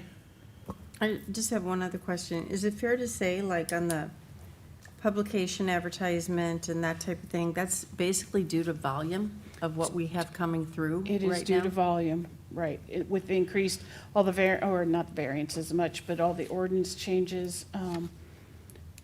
Every one of those ordinance that passes across this desk has to be advertised. That's what I thought. Thank you. You're welcome. All right, thanks, Amy. Then these would be the changes that I'll speak to myself. We have originally in the budget that had been presented to you, there was a contracts manager that was included in the finance department budget. So that was a vacancy. We already have a contracts and procurement specialist in the budget, a filled position. So we're proposing to remove this position from the budget. We're decreasing our contractual services by the 98,000. That just has to do with the consulting firm that had been brought in after the change in the finance department. They were trying to fill the void there, so we're reducing that, or actually just eliminating it, and any ongoing continuation of their services to assist with filling ongoing vacancies. My expectation is that the additional cost would be covered by the savings from the vacancies themselves.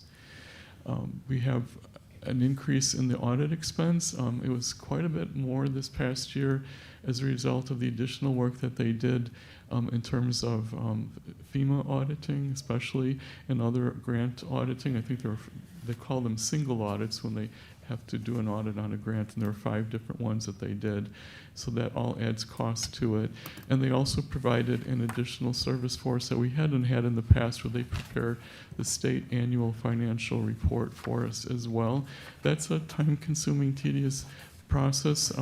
It was done before I returned to my position, but it was a valuable assistance to us, because that's what was used to help provide information for the DOGE requirements and reports. So it is actually very beneficial to us. So we understand that in order to maintain all that going forward, we need to increase the budget by that amount. There's also then, in terms of general government, there was a misunderstanding regarding the original budget. When it was presented to you, we had thought that there were some TDC positions that were, previously TDC positions that were no longer going to be funded, so we were thinking we needed to move them back into the general fund. It turns out we had misunderstood, and so we're just moving them back out of the general fund into the TDC fund. So that was really more of a correction in terms of what the funding source is. There's an increase to emergency communications line item of $2,000, and that's simply to cover the cost of the increase to the Code Red software that's used by the island. There's a bonus pay budget that is based on performance metrics, And because we've cut head count or full-time equivalent positions, we're also able to reduce what was budgeted for the performance budgets by and accordingly. Because we're reducing the overall budget for the town and the general fund, GFOA recommends a 2% contingency line item. So because the overall budget came down, we were able to reduce that line item accordingly, and that's where that $17,000 savings came from. The community policing, we had originally proposed in the workshop budget a $330,000 amount in the general fund. It's being brought down to the 100, I think that's 95,000. And then that savings is what we're trying to use to help fund the $50,000 for emergency lighting, as well as some of the public works employees that we're trying to add back in that were originally cut. I want to stop you right there, if you don't mind, Yes. Joe, on this one. So of the $135,000 savings, you're saying that that money would go to use towards the $50,000 lighting, emergency lighting? Yes. So you wouldn't need that additional 50,000? Well, I mean, this is how we funded it. It was by cutting from other areas, and this in particular was the line item we cut to help fund that item. I see what you're saying. Okay. So of the $195,000 that you have in there, what would come out of that? Would that be for police stuff? I mean, what would that other $195,000 be used for? Normally, it's used to pay for sheriff's services, law enforcement services.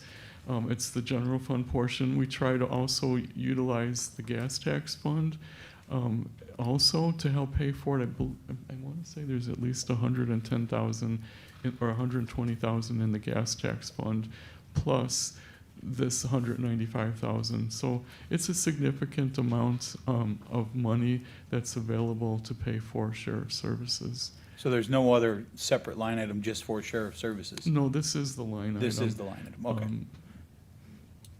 Because in the past, there was a different line item, but now it's just kind of rolled into the community policing Yeah, title, and if I you will. think the actual line item may still say sheriff services, but because people have been referring to it as community policing, that's how we refer to it on the slide. We thought Okay. maybe it would be more recognizable, but it is the same thing. Total workers' comp came down only $1,300 after all the changes are made with personnel. Total benefit change, this was the net change to the general fund after we received word regarding what the increase in benefit, the cost of benefits for medical, the net increase, I should say. I think we had an increase in medical, and then there was a net savings on the dental and other ancillary insurance. So we do have those. So the net change to the general fund was an increase of almost $50,000. And I think that was addressed probably already, so I think you're fully aware of all of that. So liability insurance, this is a savings to the general fund, but I think it's not so much that we're paying less for liability insurance as we're shifting more employees to other funds. And so as you shift it to other funds, then the cost of their insurance shifts with it. Miscellaneous corrections, as we're going through the budget, there's just, formula error here or there, and it just, miscellaneous changes total almost $15,000 of more savings that we were able to find. Operating supplies, it was just rounded up to $1,000 for the town hall maintenance. It's still not very much. Personnel savings. What happened here was originally when Tom started out being overseeing Warringfield, then his responsibility shifted, and so it's in doing an overall analysis between that and then the next line item where it says personnel compliance officers, manager, and magistrate.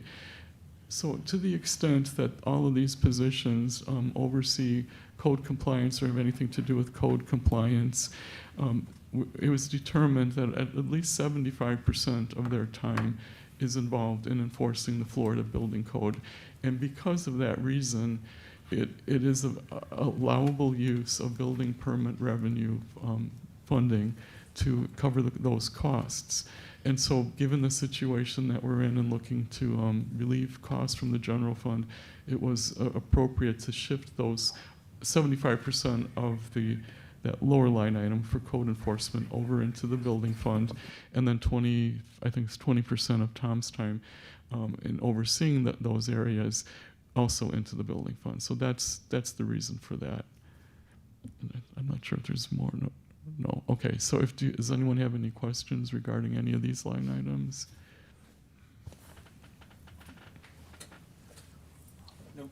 Scott, any questions? Go ahead. Yeah, I've got two questions.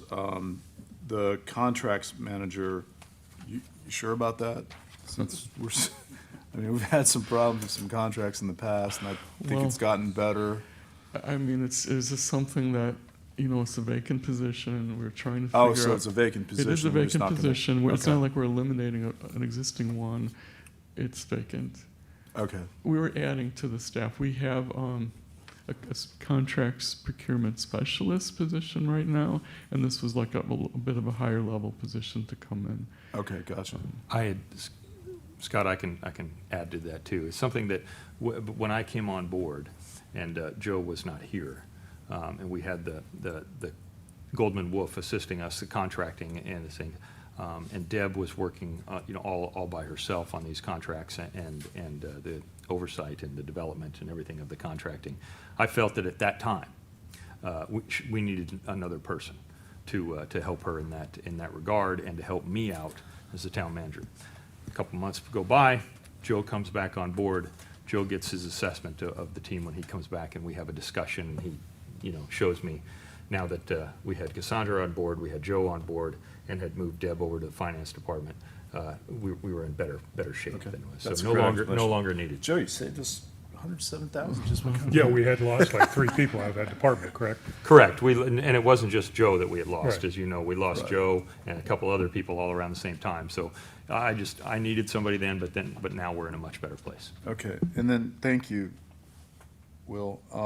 My other question is reducing the community policing, by a third is the same thing. Can you explain that? Because that seems, we're always it's always safety first, right? So. Well, one thing I just want to mention is the original workshop version of the budget that we presented, there was a proposed increase of $110,000. And so we're taking away that proposed increase and then bringing it down another 25,000. So basically it's coming down 25,000 in comparison to what it has been budgeted at. We're just not increasing it as much as it was thought. And it escapes me as to what the reason was as to why we were. Well, if you're not having special events like fireworks and things like that, this is Okay. the need for Yeah, I the just wanted extra. some clarity, because if you look at this and, like I said, remove contracts manager, what do you, and then you see reducing community policing, so I just want to make sure that that's, we have a reason behind that. And I'm sorry, I was just reminded, as the mayor also said, it was the increase of 110,000 was to help offset the cost for the special events. Gotcha. Thank you. That's all I have, Mayor. Karen? I'm good. Jim? Not at this time. John? Nothing. All right, continue. So this was the detailed listing of all the changes that were proposed. And so what we're just doing now is looking at, this is the end result of all those changes by department. So it shows Bay Oaks Recreation Department, the savings of $436,000, Mound House $130,000. Public Works Maintenance is going up by $194,000 to cover those additional Public Works employees. Code enforcement, it's not that we're eliminating anything in code enforcement. That $333,000 savings is by shifting the cost over into the building fund. Emergency services, this is that $50,000 increase for the emergency lighting and other equipment. Finances, that's the total amount, the net change in the finance department based on what I just reviewed with you. General government, the $317,000.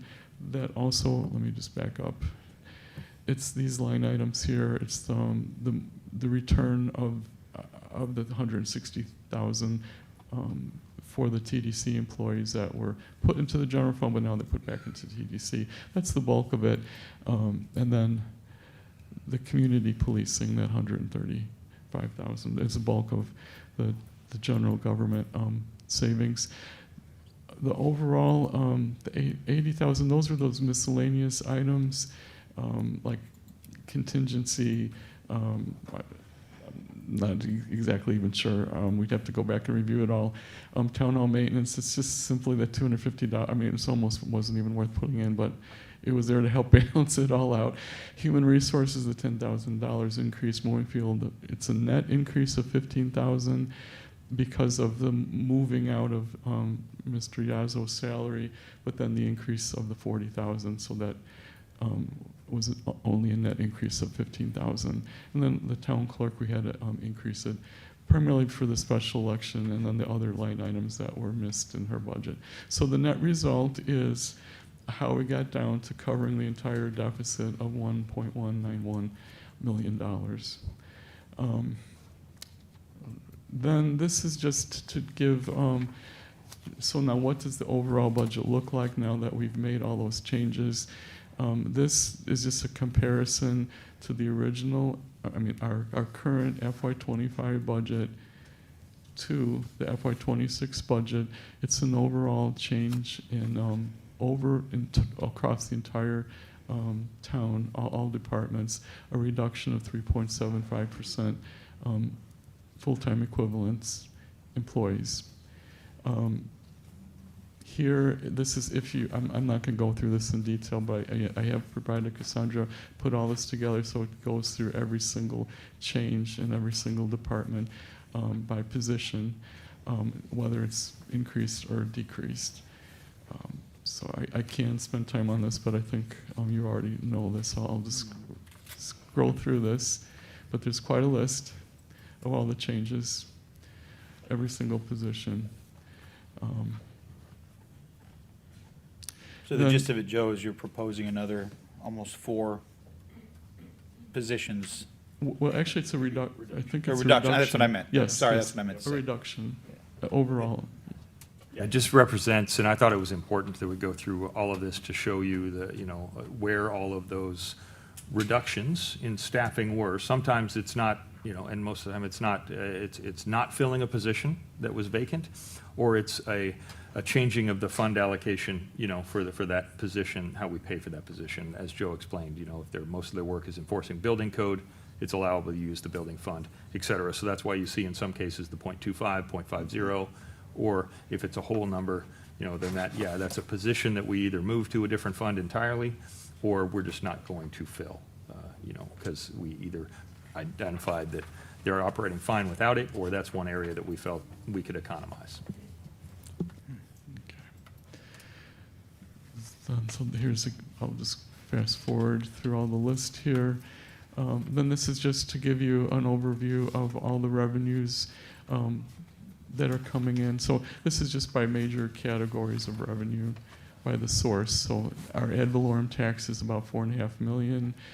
Charges for services, this would be all the fees that we collect. So that's $9.2 million in total. This is across the town, so it could include water fees, everything. So we've got fines, 125,000, grants, 3 million, intergovernmental, so this would be monies coming in from other government entities, 500,000. Licensing, permitting is 2.1 million. Loan proceeds, this would be from including the SRF funds, revolving loan fund, like for the tier 1, and that's primarily what that would be. Miscellaneous. Is that considered interest income then, or loan proceeds? No, this would be actual borrowing, borrowing, use of loan. Opposite of income. Yeah, it's opposite of interest. So it's Well, it says all funds revenue by source. Well, it's the use of loan proceeds. It's loan proceeds that are. Okay. Oh, all right. To fund All right. Now I various get it. things. Okay. Thank you. Sure. a use of the reserves 19.6 million, and transfers a total of 2.8 million. Now there are some slides that detail this out, so you're probably wondering what some of these big numbers are. So use of reserves, this is just to kind of give you a list of what's all in that almost $20 million. So it's carrying forward that $782,000 that has been set aside within the general fund for Estero Boulevard landscaping. So that's considered a reserve that we'd be using again, or would be available for use for next year's budget. We're carrying forward road impact fees and parks impact fees from last year that are available for use. Bridge loan, we'll be using 1.75 million of the bridge loan. I should explain that this may seem higher than it was from what was originally presented, but there's about a 340,000 decrease in revenue or I should say a difference between revenue in the water fund versus the amount of expense in the water fund. And that's because this year we are having a full year's worth of SRF loan payments that in previous years we had a break from having to pay those loans. They gave us a 2-year reprieve of loan payments.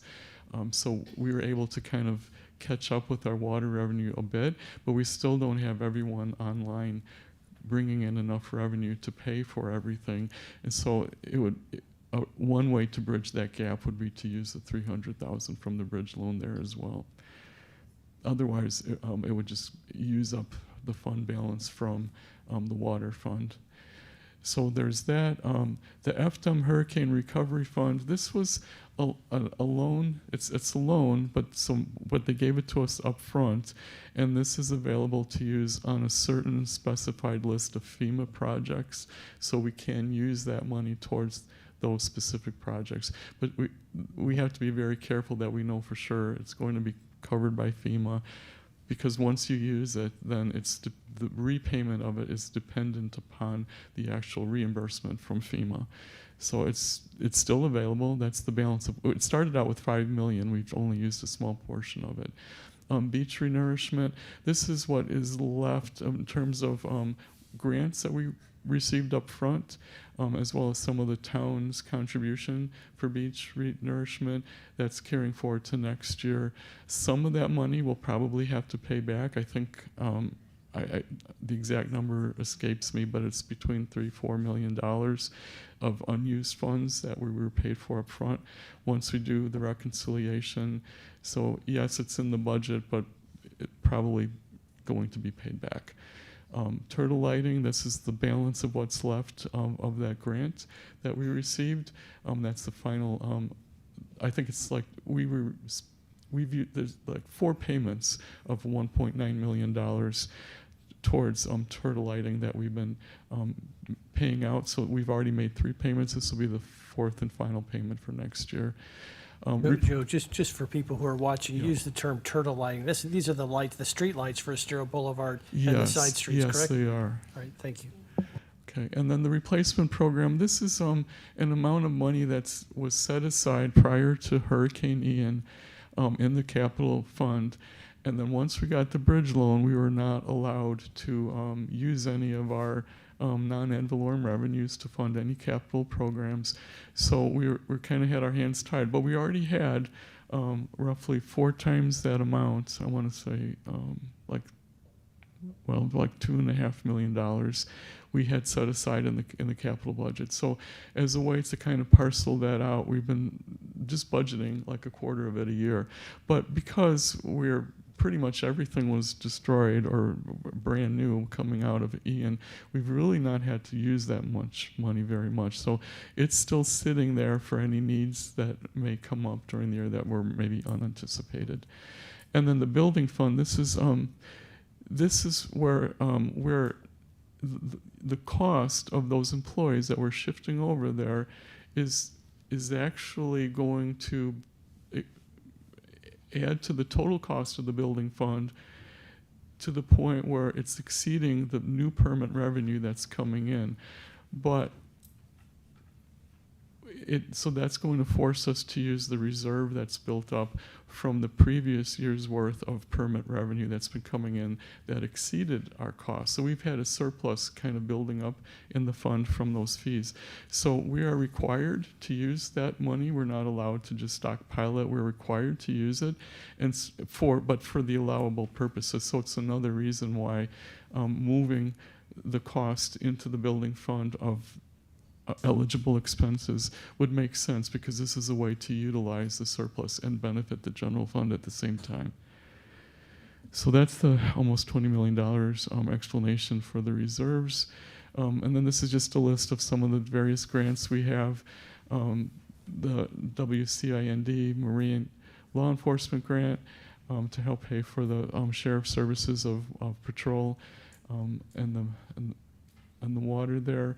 Mound House, they have TDC grants, so the next three are all TDC, and it's the portion for Mound House, $264,000, Newton Park, $53,000, beach maintenance, $941,000. Then we have CDBG DR. This is really a placeholders, just based on the agreements that we have with them. This is what was submitted in terms of the applications to CDBG-DR. There was like a funding plan or a spending plan and a timeline. So I just looked at that, and then based on those timelines and the amounts that were proposed to spend, I plugged in the budget numbers for next year. The timing may be off, it may not be that exact amount, but it's also important to know that these are reimbursement-based expenses. So yes, that is the plan, but we have to wait to be reimbursed as well. It's not money we have, it's just money that we're expecting in the future. Joe, where does the last year's or this year's state appropriation funds that came in for the match programs, where does that fall in here? You know, I don't have them in here yet. It was one of the things I wanted to put in, but we're literally running out of time doing this up until the last minute, and I'm sorry, it will be in there for our final budget presentation. Okay. But I'm sorry I did not get it in this round. Okay, and then the bridge loan status. This is just a slightly different presentation, because this also now, that red line item is a little bit more because of utilizing that 300 and some thousand for the water fund. But so it's just under $10 million total that we'll be using of the bridge loan. Still leaving over $2 million. Then in terms of the changes in the bridge loan amount from the last budget workshop presentation, in case anybody's wondering, well, why did it change? Well, we have, let's see, these are reductions, aren't they? Okay, I just want to make sure I'm not. Okay, so the numbers, that's in terms of the signage, so state revenue sharing is lower, so we had to use 14,882. Okay, I just want to make sure I'm getting this right. So we had to use more of the bridge loan because there's less state revenue sharing that we became aware of as a result of an update from the state's website. They have a forecast of these figures, so we're using the updated forecast. So we need to use almost 15,000 more for state revenue sharing, 232,000 more for the half-cent sales tax revenue. Harborage user fees, we're having to use $35,000 less of the bridge loan based on an updated revenue amount that we worked with calculating with Curtis, our harbor master. We took the actual, we took the actual revenue we received over the last 12 months and then used that as a projection for the next 12 months. And just the 12 months alone enabled us to increase the budget $35,000. So that's what we did. And then working with Jeff, he increased some of his revenue line items by a total of $10,000, so we need $10,000 less of the bridge loan. And then water services, this is where I need, it's actually, I'm sorry, I misspoke before. It's only $137,000 more of the bridge loan we need to use to make up the difference in the water fund. Okay, and then this is just general fund expenses by department. It's just to give you the overall picture. So I don't know that we necessarily have to go through all of this, but it's just to have a complete presentation of the budget. So it's by department. It's a comparison of where we were at in the budget presentation to you at the workshop versus the new budget that's being proposed now with all those reductions and the changes. So this is the expense side. So if you look all the way down the line, you can see that on the expense side, it's down 1.1 million, 63,000. And do we have the revenue side? No, okay, I think I passed over that. Where is the revenue side? Oh, okay, I'm sorry. I guess I thought there was a revenue slide in here, but on the revenue side, we did increase, the difference between the 1.163 and the 1.19 is about $30,000 worth of additional revenue savings from the Mound House, the additional revenue from the Mound House. So I think it was the $20,000 grant and the $7,000 of donations that made up the difference. So that accounts for all the changes that we proposed for you. This is just a presentation of all the funds it's in alphabetical order by the name of the fund. So I don't know that we need to go through all of this, but so in the final amount of the general fund budget is almost 12.5 million. Total budget for all funds is like 53.1 million. Debt services, this is just something I'm required by state statute to include in the budget presentation. This is that original $10 million capital improvement note that we had a few years back. It started in 2020.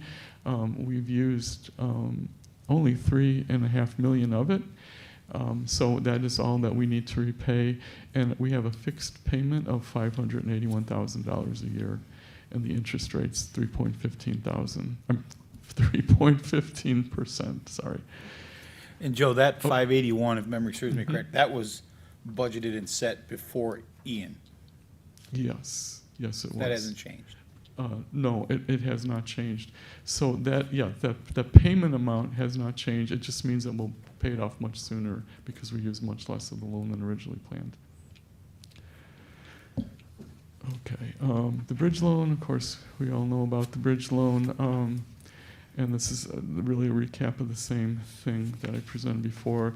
The interest rate is 10%, but that doesn't start until 2033 if we do not repay it. And it's only on whatever remaining unpaid portion there is beginning in 2033. Okay, and then the Florida State Revolving Fund. So this is just an update as to where we are now.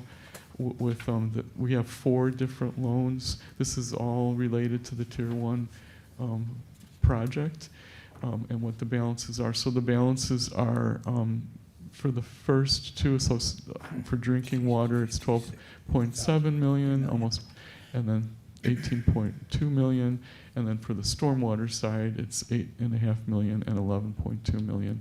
And then those are the payments that we will be making this coming year. So you can see between water, well, right now in this coming year, it's only 615,000 for water a year. That 1.1 million will be coming up starting 2029. So we have a few years to ramp up our revenue in order to start paying that payment at that time. Same with stormwater. Right now, it's only 373,000 a year, but beginning in 2029, we'll have an additional payment of 826,000. Okay, so I think that concludes the budget portion of that's related to this resolution, 25262.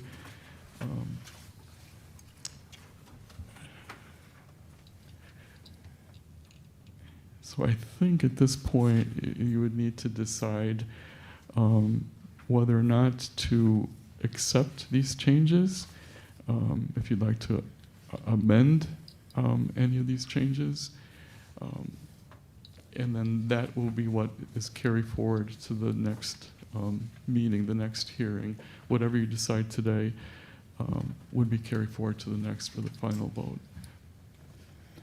Scott, any questions or comments, I should say? I'd still like to figure out a way to, Joe, thank you very much, and thank you. I mean, great job, very detailed. You know, if we, I don't know if we want to dive into the line items again, or give an overview, how would you like to direct this? I mean, I guess to summarize, Joe, essentially what you have done is made a way to show that there is a path to no millage rate increase should we follow exactly what you just laid out today. Yes. I guess the discussion needs to be had as to, do you agree? Let's start with that. Or do you think there needs to be changes? For instance, there's nothing in there that's talking about planning for future reserves and reserve funding. Yeah, that was going to be, That's- that was going to be my biggest question. This is great, and this is, but this doesn't do anything to get us ready for several things that are coming down the pipeline. You just talked about the SRF loan. That's going to significantly increase here in the next 3 to 4 years. And there's no talk in there about reserve funding, putting anything into the reserve funding. We don't even know what that total amount is at this point, do we? Well, I can comment on the SRF situation. There is a rate study underway now that will provide us with a recommendation as to where to set the water and sewer, not sewer, water and stormwater rates going forward. And part of what they do in this study would be to anticipate the increase in the payments. And I believe there's also a possibility of another increase related to additional funding that might come through that. But that'll all be factored in, and that'll be coming soon to you. So at that point, that would be a way to take care of the water and stormwater fund. And then now your other question about reserves for, I'm assuming you're referring to like fund. emergency fund. So, so a couple things. Number one, and I like what you did here with the numbers to show us how we can get back to where we need to be without a millage rate increase. But how much is going to go to that emergency fund? And based on that, are we setting our goals as a council, as a town of, we know we're underfunded.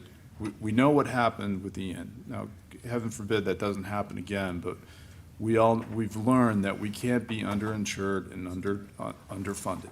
It's just, you're just setting, it's just like anything else. You've got to have car insurance, you've got to have medical insurance, you've got to have money for the future. So, we can't be living day to day as a town. We've got to, how do we tie everything into our long-term goal as to what our reserves need to be? I know that we've talked about, we want to be in the next couple of years up at that $5 million level for emergency funds.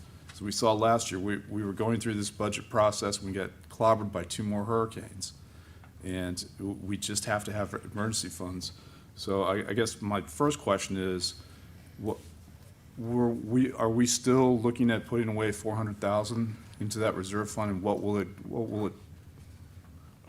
we be with this budget for our emergency fund reserves? It would be 500,000 is built into this budget. Okay, giving us how much for right now? Well, that's my concern actually right now, is the emergency fund.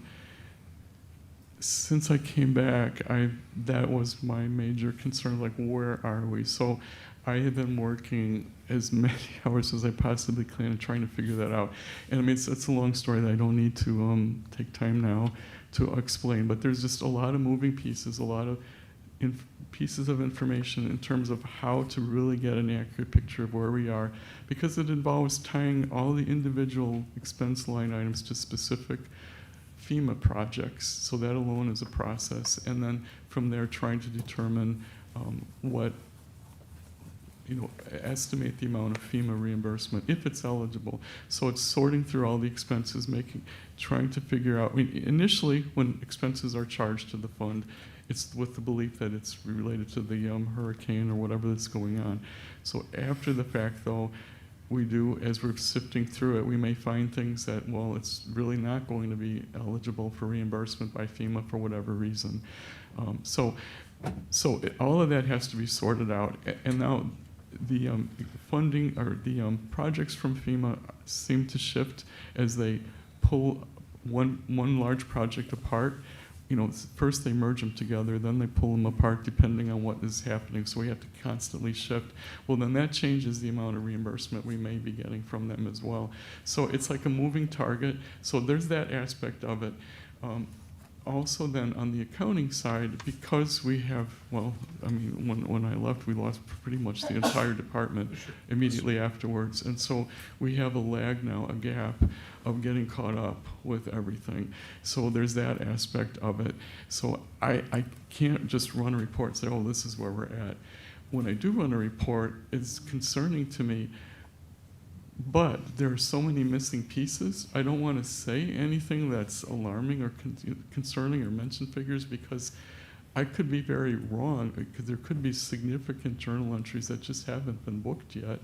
And that's what I need to find is search through the accounting records, like since when I left all the way through, to find out what has been posted. It's almost like doing an audit, really. Right. But I've only been back a few weeks, so I've not had enough time. I've been working on it as much as I possibly can, and my goal was to have something for you today. I think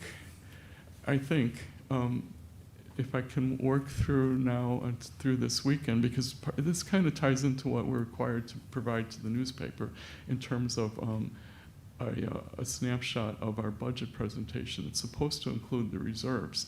Well, in order to know what to put in the reserve, I have to finish these calculations. So I've made significant progress, and I think between now and Monday, I can have the rest of it figured out. And this is just in terms of the reserves, in terms of calculating expected reimbursement for all the expenditures we've already incurred, and comparing that to the total amount we've incurred and seeing, okay, the difference then is what we need to absorb by our what we put in the reserve. How much of the reserve have we used up by expenses that we're not going to be reimbursed for? So that's one aspect of it. The other thing is the cash flow aspect, because we've spent millions of dollars, but we're still waiting for reimbursement. And so, I think back in the spring before I left, we already were borrowing from the bridge loan to try to shore up the emergency fund, because I was already looking like we were going to be hitting a deficit cash-wise in order to continue paying these expenses for these FEMA projects for which we're waiting for reimbursement on. So there's that aspect of it. We're also now going through an insurance audit in terms of trying to figure out where do some of these insurance payments, what FEMA projects are they attached to? And it's looking like that is going to change. And if that changes, then that changes the picture too. So that's why I wanted to bring something to you. I'm very concerned that I don't have something I can bring to you now, because this is a decision point for you, and I know your decision would also need to incorporate this. I think by Monday I should have a pretty good idea of where it will be. That doesn't help you today, but it would certainly help for the next final decision at the next hearing. So that's. Well, I wouldn't want to tie you down, Joe, to, hey, I need it Monday, when we actually have to have it by, enough time to digest it and make our final decision on the 24th. But it's going to be very difficult for me. I can't speak for everyone else here on the dais, but to set a millage rate with not knowing for sure what, it's just like sitting down with your family budget. I can't say, hey, we can take the grandkids to Disney World if I don't have the money. or we, not, you can't quit your job right now because, well, I don't know what we have as reserves. So it's going to be really tough for me to, I mean, I'm erring on the side of caution, again, that we may have to be a little bit higher than we think, just to wait to get those numbers. So I don't want to, I mean, so. Yeah, I guess what I'm not hearing from you, Joe, is that you don't have the warm and fuzzies, that we have plenty of money sitting in our reserve account to make you sleep at night. I mean, I'm concerned that we may Joe doesn't not, sleep. so that's, and I would like to prove myself wrong, and that's what I'm hoping will be the case. No, that's fine. I mean, this is a tough decision. We've very concerned citizens here about how we're spending their money and where the money's going, and, I get it, but at the same time, and I hope you folks realize that we've got to make sure we have reserves. I mean, we have to. I mean, again, lessons learned, we were underinsured and under-reserved. And it just, now, we can't get to that whatever magical number we need to be to, but we've got to be on that path to get there. So, that's all I have. Is there a reason that, going back to the slide from the FDEM money that was loaned to us, the $5 million, to use specifically to fund projects so that the town didn't have to put out the cash flow and then pay? Is there a reason we've only used 300,000 of that and we haven't used more of that to help offset some of what you're talking about? That's something that I would like to also look at, is there a way to utilize some of that in terms of relieving the burden on the emergency fund? So there's probably more of it we can use, and that's part of the picture. I mean, in terms of actual FEMA projects, I know that we were specifically charging things that match those projects to that fund, but that was like before I left, so that was several months ago. So there could be more that's come through that maybe now we could adjust that again. And those specific line items, there's like, I don't know, let's say there's maybe 8 or 10 specific FEMA projects. That's what it was approved for, but you can use all of the money on one line item, assuming you're not overspending what was obligated. Well, see, that's the other thing, is it has to be an obligated project. And we haven't had very many of those. There's more now. That's right. So we may have been spending money, but you couldn't actually charge it to that until it was obligated. I forgot about that detail. So that explains probably it. But, since I've left, I think there's been more obligated, so that could make it eligible. So once it's obligated, if we've put out the capital to fund these projects because they needed to move forward without waiting for obligation, is it possible then to use that loan to repay ourselves? Oh, yes. Until the obligation funding actually comes in? Yes, that's Okay. the point of it, yes. Do we have sufficient cash flow to do that? Well, we've already spent. Yeah, I mean, how is, Well, I mean, all of the emergency expenditures are things we had to do. It Right. wasn't something that was optional necessarily. And I think they've all been waiting to do the optional things. I mean, the things that could wait, because we know the funding issues. But everything that pretty much has been done we had to do it then. So their expenditures, and I don't want to speak for other people, but that's my understanding. So what we spent, we had to spend it because of the emergency situation. But beyond that, there's more to do. There is more to do. okay. The list is long. List is long. I'll let, everybody else has questions. That was Karen? my big one. Yeah, I mean, I agree. I think we're premature in even trying to predict what that final millage rate would be, because there seems to be a lot of moving parts still. My biggest concerns are, especially in kid programs, after-school programs, summer youth programs, are we cutting too much there? I mean, these are our kids growing up, and safety and that type of thing. So that one I question, as much as I love fireworks and everything else, I think that's something that we really should cut and have the Friends of Bay Oaks challenge them to get sponsors and money coming in from that type of thing. Same thing with, for your program for education, for the clerks, I think that's a no-brainer that we do not cut that at all. So I think there's adjustments to be made still, and we haven't even looked at the fees or anything like that yet. So I think we're too preliminary to even state what a proposal could be on the millage rate. And I know we've got 2 weeks where we have to make that. So I'm hoping in the next week in our meetings, our one-on-one meetings, we'll have a better picture of all of that going forward that will be presented on the 24th. Yes. That's all. Well, I think what you've shown here is there is a path to less than 26% potential millage rate increase. But I think what you're hearing, we'll hear from John and But what Jim as is well. that yet? But we don't know. Yeah, we'll let John, Jim, and John have their 2 cents. Vice Mayor? Is this our time to opine? Oh, well, it's now or never.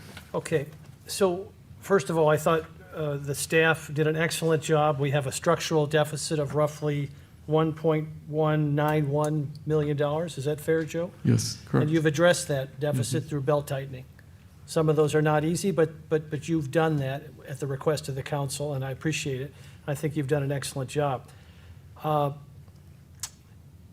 That's what the people wanted, and that's what they asked for, and that's what the council instructed you to do, and you've done that, and I appreciate it.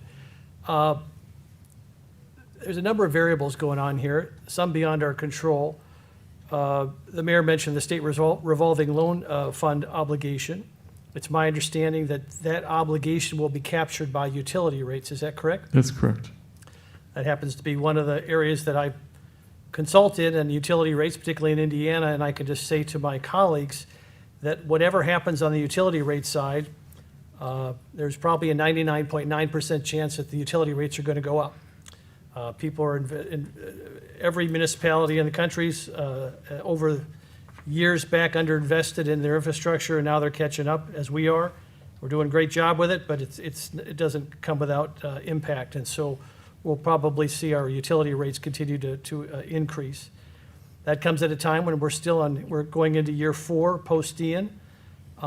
We are contributing, making a contribution to the emergency fund. Joe, in just complete candor during the one-on-ones with each counselor, at least in my session, was very open about his, just has not had the time to do the proper analysis on the emergency reserve fund. So I can, in good conscience, raise the millage rate based upon speculation that we may need more.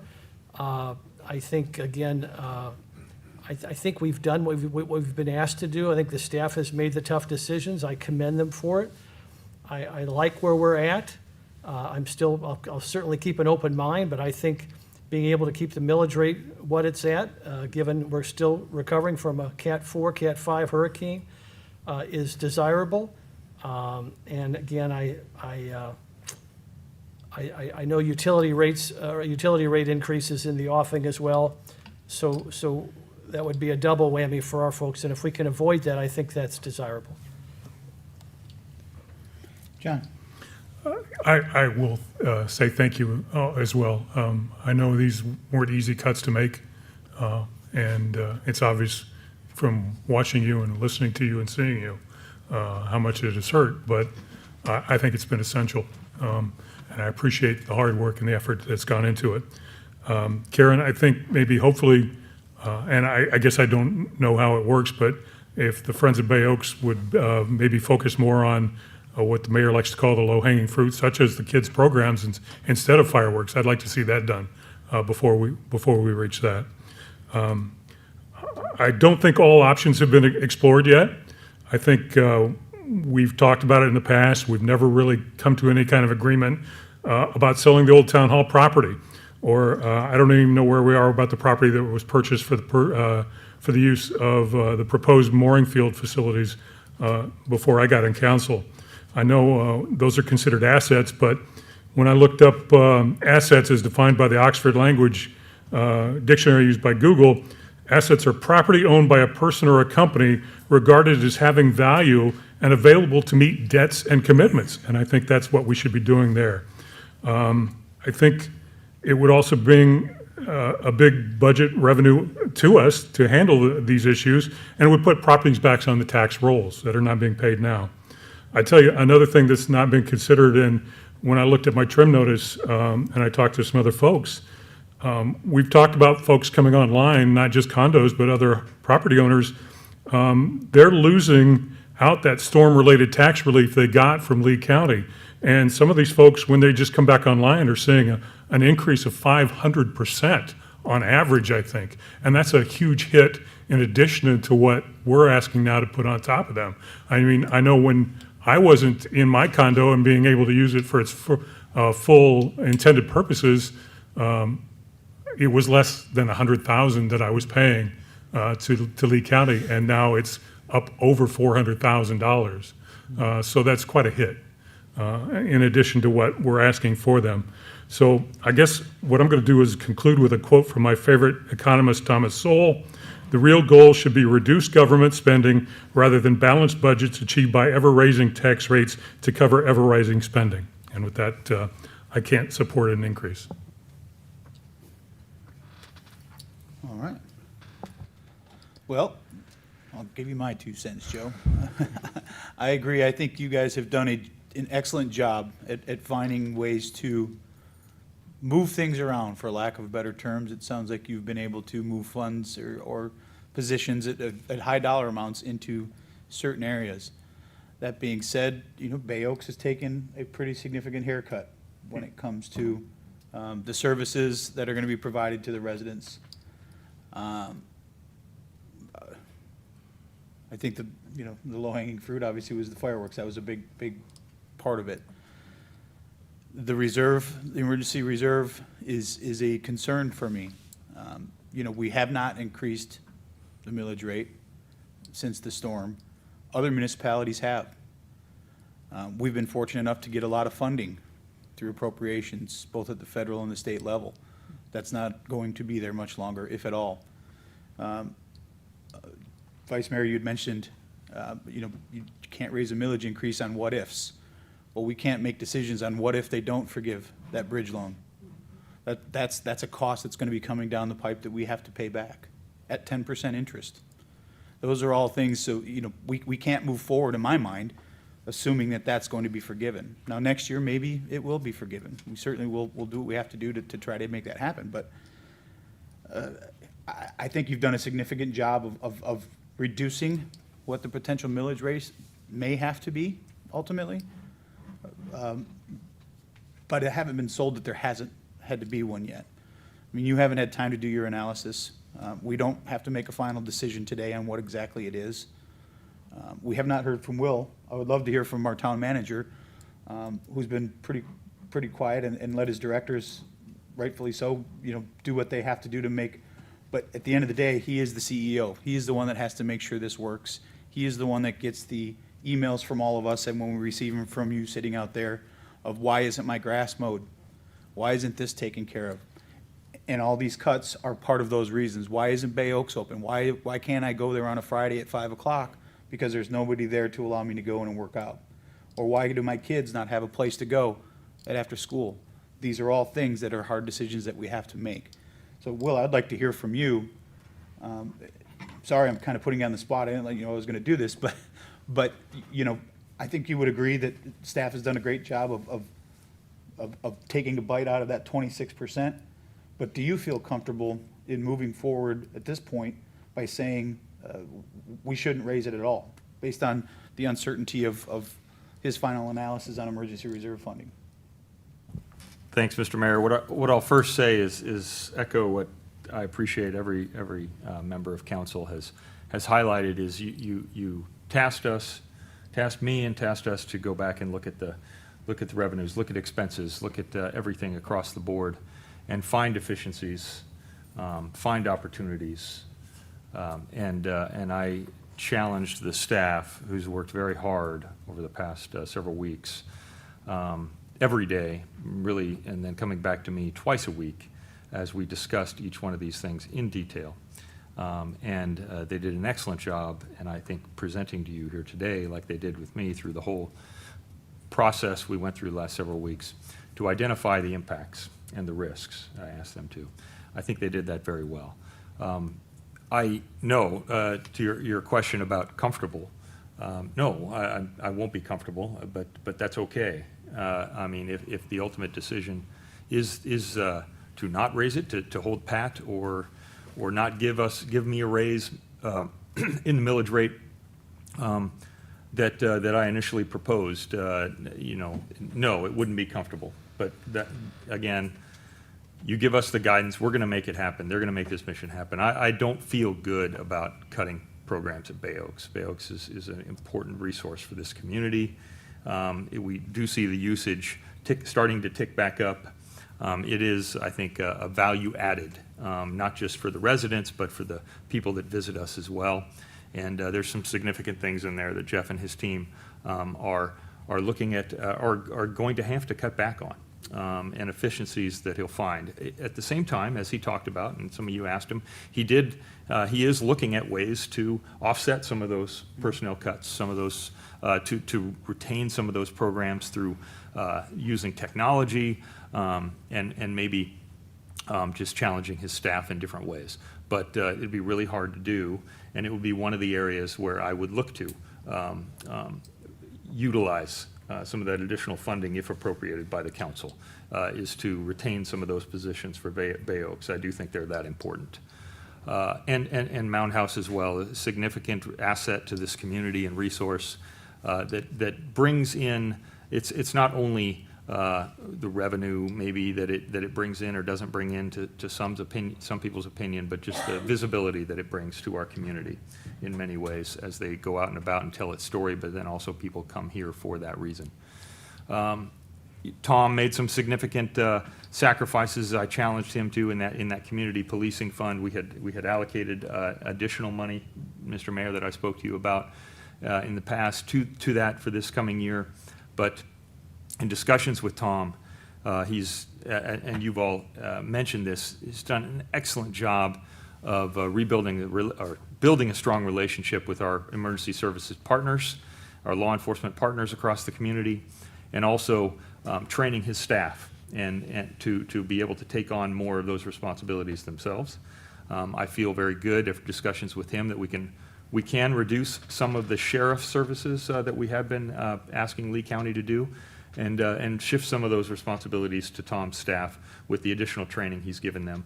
And if we if you do approve the additional money for emergency lighting for some of his vehicles, extremely important for the safety of our officers, the safety of our community members as they're responding to emergency situations across the island or supporting special events.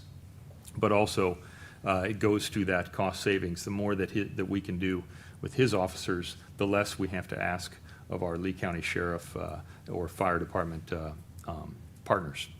Across the other things, everybody, has community services, community development, looked at great ways to shift resources, and everybody across the board, and human resources did a tremendous job supporting our directors in finding those efficiencies and reallocating the funds we use for some of those positions. It was hard. It's difficult. They were very professional here tonight, very stoic in how they presented this data, but it hurts. It hurts each and every one of them to get up there and talk to you about some of these cuts because that's how much, the services they provide to the community mean so much to them.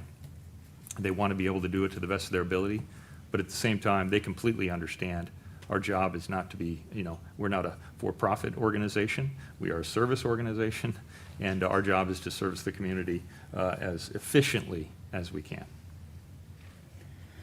All right. Well, I guess, I'll just reiterate, I'm not comfortable at this time stating that I would not support some increase. I am comfortable in stating I would not support a 26% increase. But I would like the time to be able to, and I don't know, maybe that you can help, Nancy, is it something that we would have to adjust today? Is it what a rate is to move forward, and that could potentially move down or up based on having the ability to finish your analysis, as well as some of the talks and changes that we had talked about today, to shore up those numbers, to be able to come back to us with, or would it make it easier to say, here's an idea, a compromise, if you will, of somewhere in the middle to come back, and it could change next week or 2 weeks? Nancy, I know there's a long-winded question. Can I ask a quick question before Nancy goes? Sure, if you turn your mic on. Thank you. Mr. Mayor, you raised an issue that certainly is close to my heart. It's debt. And you talked about this bridge loan may or may not be forgiven. And it's a potential reason to adjust the millage rate. In my one-on-one with Joe, and this is where I need some help, Joe, I was under the impression that the legislature gave us an appropriation that's available to us if necessary to pay that bridge loan off, at least in part, a significant part. Is that the case? That's true. There's, I think, roughly 7.6 million that we received. Okay. I just wanted to make sure that, because I don't like carrying debt. I don't like to be dependent upon the legislature to forgive debt, but it sounds like we have a plan, if necessary, to address, at least in part, that issue. And I just wanted to make sure I was understanding that correctly, because that is a real concern.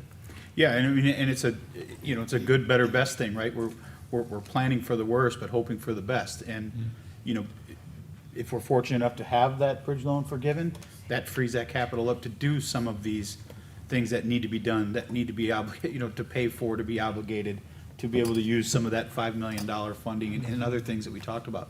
So there's a lot of moving parts here, but you can't hope. I think I heard you say it the other day, and it's a very good terminology. Hope is not a strategy. And it really hits home here. And I would hate to not have a strategy to be able to make sure that you have the time to do your job, to ensure that we make the right decision for our community. And with that, I'll kind of go back to you, Nancy. Mayor, before we Yes, do sir. that, can I, because we asked the town manager, and I know that I and you and Karen gave Will some lists of possible revenue avenues outside of ad valorem taxes or millage rate. Where did those get explored? Because all I've heard is cuts tonight. I haven't heard of anything of growing revenue. I know, Mayor, you talked about possibly shifting more of those things to visitors, and I didn't hear that tonight, and I want to know where we are on that. Well, I think you covered it a little bit as far as those would be fees, not, right, versus a revenue. Would they be- Not everything or- I gave to, I was just using that as an Yeah, yeah, example, but okay. not everything I gave to the manager was about visitors. No, thanks, John. No, not everything was on fees. Fees could be some revenue, of course, but it doesn't, as Joe articulated early on, doesn't help with the bridge loan or the deficit at this current, doesn't help with the deficit at this current time because of the bridge loan. However, we did look, as you charged us, at maybe looking for some other sources of revenue where we could pass costs to maybe, costs away from residents, costs on to visitors, costs, things like that.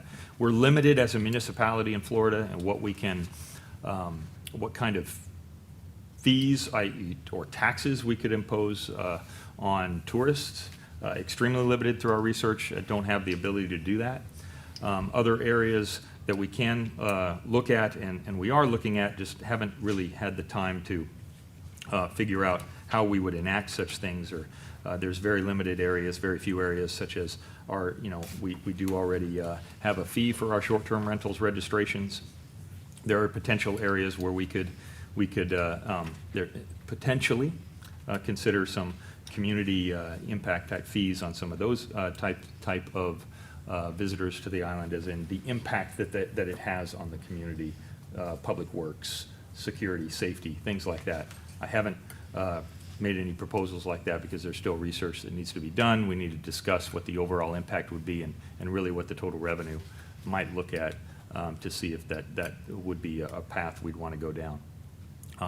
Other than that, there's, it was discussed before, potentially some beverage resource, beverage and resort fees and taxes and things like that. We can't, what I found was we can't impose any additional taxes like that because there are already taxes imposed by county and state or state on things like that. And the state limits closely municipalities which can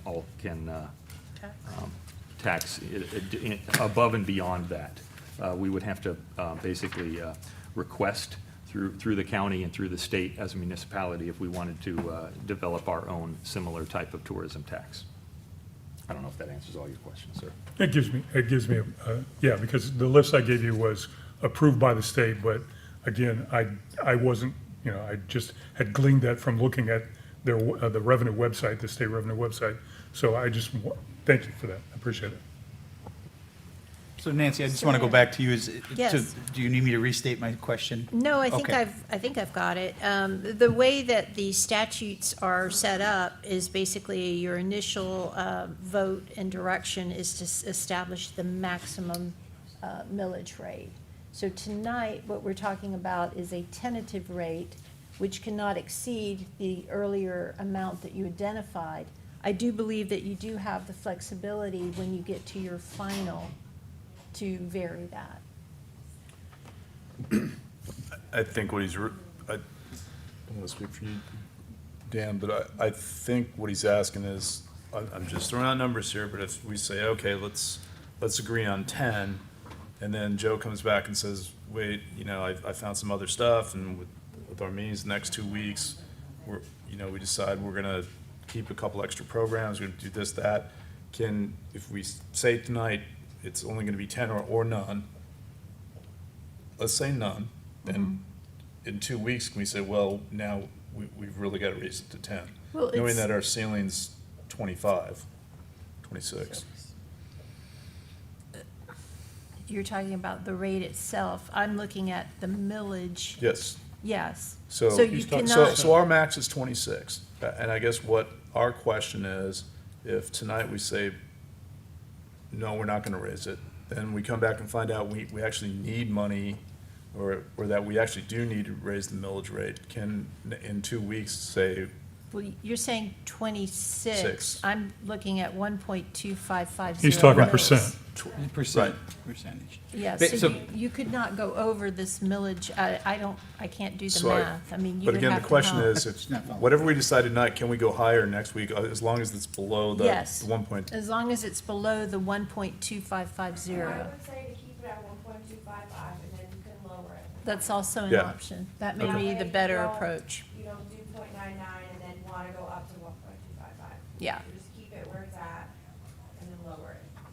Okay. That would make it easier going forward. Well, I want to go back to, and I understand what you're saying. Don't go down to zero, and then you have to find out Go in back 2 weeks up. that the emergency reserve funding is worse than had You need to be anticipated. on mic. But what I'm getting at is, say we say we'll just cut it in half for simple mathematics. We're going to say 13% with the discussion in 2 weeks that it's going to go down. So we can at least give people the understanding that we're working in the right direction. I agree with you. I don't know that saying zero today and then trying to go backwards because something changes between now and 2 weeks from now.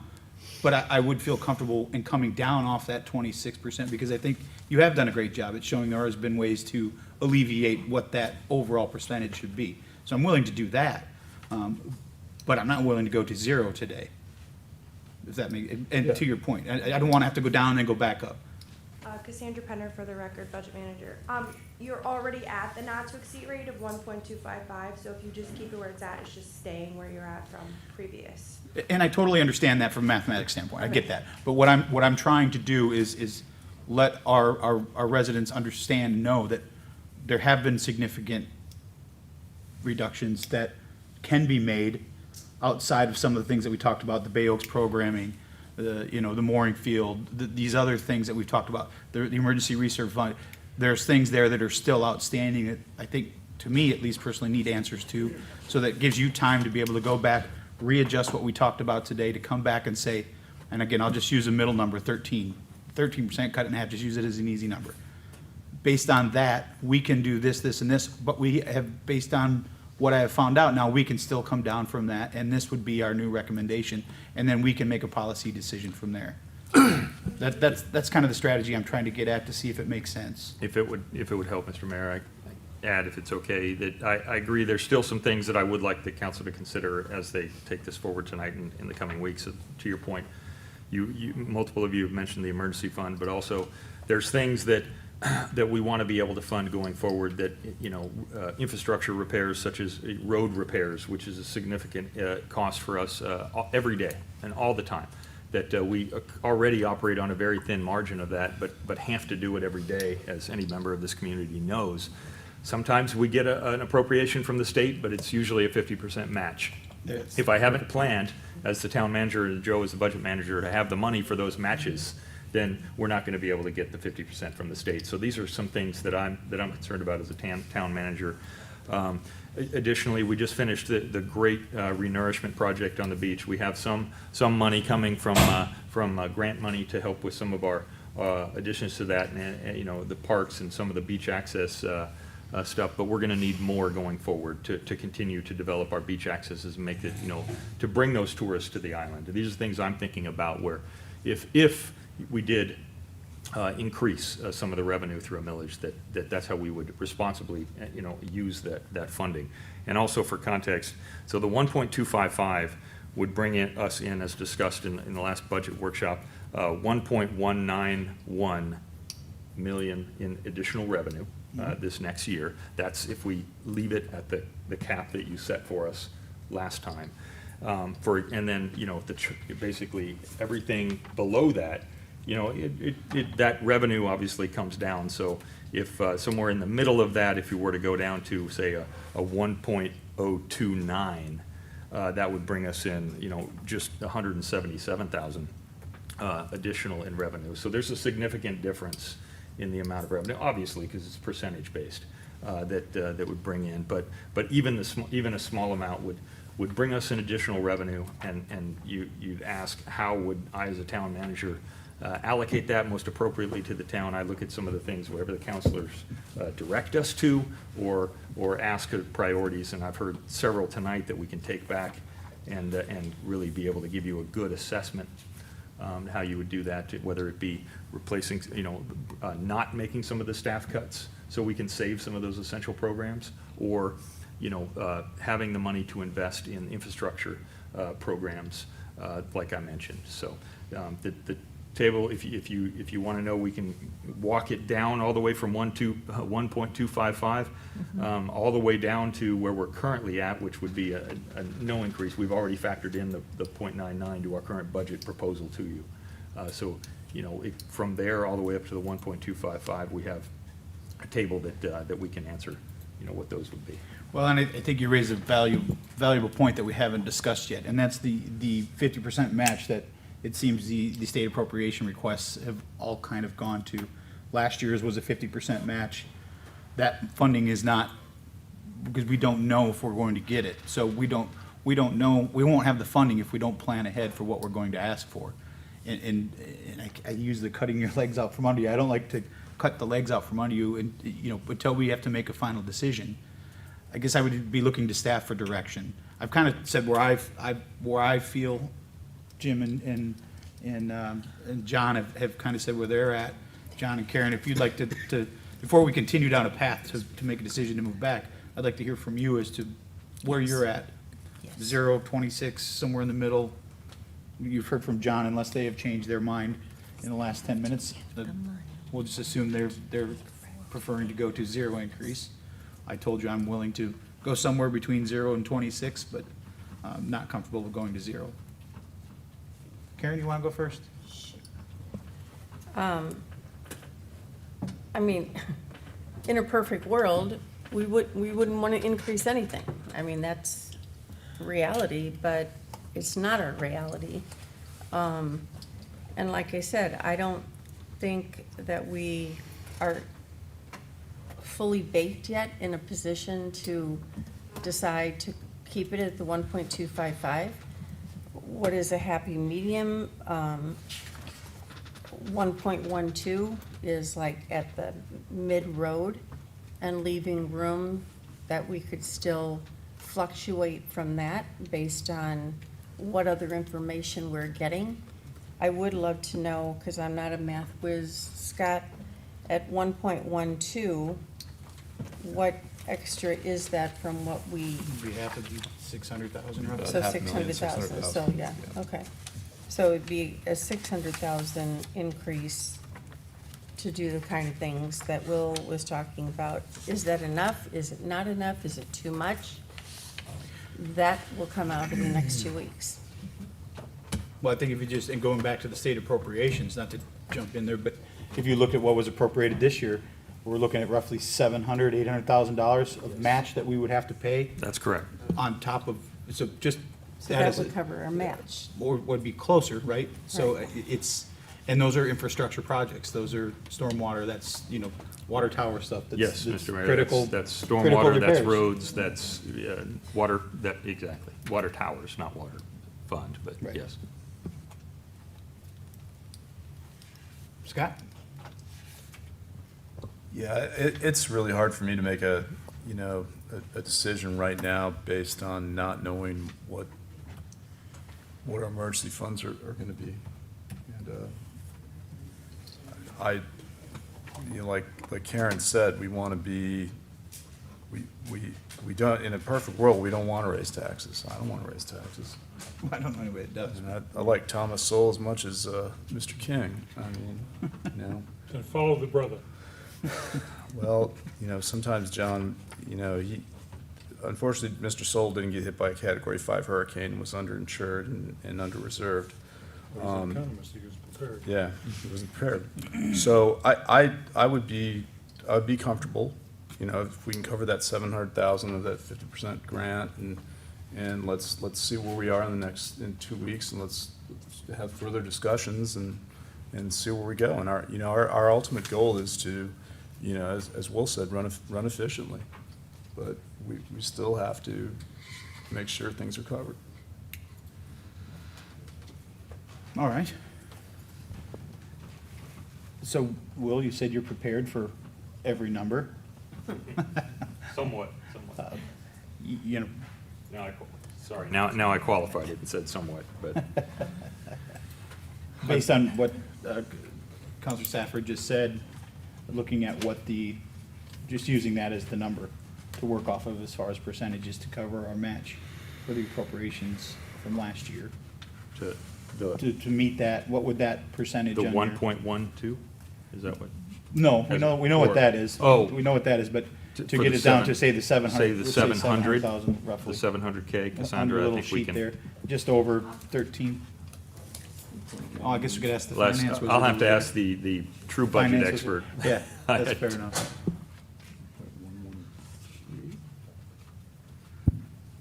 It would be 1.15.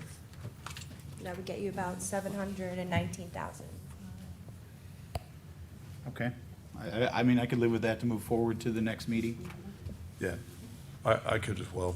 And again, for people watching, people here, our goal is to, not raise taxes, but we still have to make sure that we've just in case, we've got ourselves covered. Because if we're not covered, then we're back to where we were before.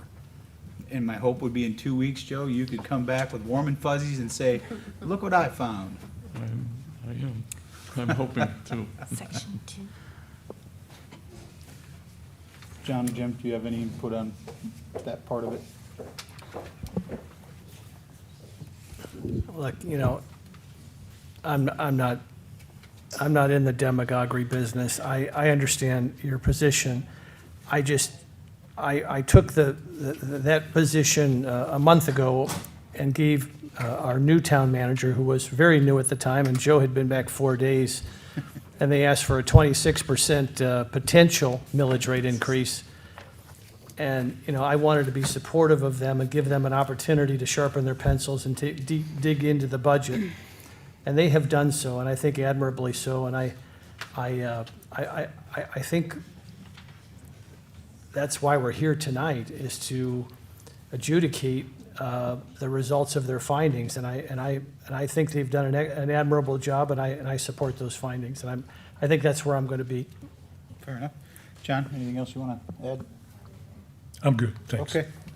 All right, so we'll wait for Nancy to come back. So if memory serves me, we would have to table this tentative budget and go back to setting the millage That is rate. correct. And I believe you already read the title to the resolution. It did. I was speaking with our budget specialist, and we will be making a change to Section 2 to reflect what the proposed millage rate is that you are selecting.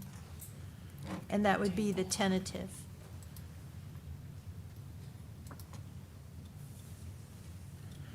Okay. So is there a motion to table Resolution 25-263 for fiscal year 2026 tentative budget? So moved. A motion by Counselor Safford. I'll second it. Any further discussion? Counselor Safford? Aye. I'm an aye. Counselor Woodson? Aye. Vice Mayor Adderholt? Just a parliamentary inquiry, Mr. Mayor. This is just a procedural. Just procedural It is. to table it, yeah. So you can go back and set your millage rate and then come back and adopt a budget that is supportive of that millage Aye. rate. Yeah. And there will be public comment before your final votes. Okay. Yes. Aye. Okay, that motion carries unanimously. Do I need to take a motion to reopen the first one, or can we? Yes. Okay. Is there a motion to reopen item A, Resolution 25-262 for the fiscal year 2026 proposed millage rate? So moved. I'll second. Any further discussion? Counselor Safford? Aye. I'm an aye. Counselor Woodson? Aye. Vice Mayor Adderholt? Nay. Okay. And now I'm Just- it's confused. just- it's just We're to open Yeah, it's procedural just to to open open back up. the discussion. I apologize. Yeah, this is just a Aye. procedural to open it back up. I apologize. Aye. John? Then I will So go is that aye a as yes? well. Okay, it's an aye. So that motion carries unanimously to procedurally To open back reopen. up. the Okay, millage very rate. good. I get it, it's confusing. I drifted for a minute there. No, it's Nope, that's all confusing. right. So, I know, but every year we go through the same Yeah. thing, back and forth. You think they would change it, but anyway. So now I don't need to reread the resolution again, do I? No, however, the question is, or the question before council is, what millage rate are you going to propose? That would be by motion, at which point finance would need to reread Section 2 if it is something other than 1.2550 mils. And again, it doesn't mean that it can't go down, it can't move from that. Correct, it's still tentative. It's still tentative until It the is not next meeting. final. However, I believe that you are required to take public comment even on the tentative Okay. adjustment. Not to exceed. So you want us to make the motion first, or do public comment before we do a motion like we normally do? Well, I think the public needs to know kind of what your thoughts are, so perhaps you go ahead and make your motion. Okay. Scott, would you like to make a motion? I would like to make a motion that we set the tentative proposed millage rate to be finalized at our September 24th meeting at 5:01 PM to 1.115 mils. 1.15. No, 1.15. I thought I said that, 1.15 mils. 1.1500. Yeah, 00 mils, yes. Okay. Motion by Counselor Safford. I'll second. Further discussion. Now we can open for public Public comment. comment. Okay, public comment. Anyone would like to speak? Yes, ma'am, come on up. You've got 3 minutes. I understand. Welcome back, Susan. Thank you. Is it Susan or Suzanne? I go by Sue, but my name is Susan. Okay, Sue. So, I know that we have a lot of smart people here. I recognized you from after Hurricane Ian, helping me out with food. Thank you very much for that. Coming up with a budget shortfall shouldn't be really that difficult. We have maybe 25% of the people that were living here before are even here now. We have so many vacant lots, and now that you guys have continued on with the TPP for now, it'll be a total of 5 years. Just like this gentleman, he doesn't live here. The majority of, I went to 5 trailers in my neighborhood, 5. Not a single one of them are compliant. Some of them have been permitted by the town for people that live in Illinois. So we talk about all of our pet projects. They're important. I love turtles. I love the beach, or we wouldn't be here. I'm a disabled person. I trained in Homeland Security. I had to do an oath to protect people's lives. You guys have put people's lives in danger. These people that you gave a permit to, this is their property flooded. As a disabled federal employee, I've had to go through Hurricane Helene to go drag them out. They're still there. They told me they like living in a trailer and they don't have to pay for homeowners insurance. They don't have to pay for flood insurance. Why would they have to pay for more in property tax? Because they don't have a home on it. If you guys would actually make people do something with their properties, you would actually get money for your revenue. When you have a property on it, they have to pay taxes.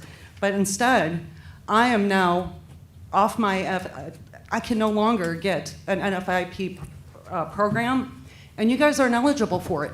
So you guys are talking about the loans that you might get or the money that you might get or not get from FEMA. You are officially not eligible. You're not in compliant. So if we have another Ian, and it'll happen, we'll have another hurricane. We've already had 2 more since Ian. The big grabbers that came and pulled all your property out, you're no longer eligible for it. And you can thank every one of these people for voting to allow these temporary trailers to be there. So I'm begging you, do not endanger people, and you're also going to be liable for a class action lawsuit when all of us can no longer, I have an SBA loan. I actually have to have flood insurance and put them on as additional insured.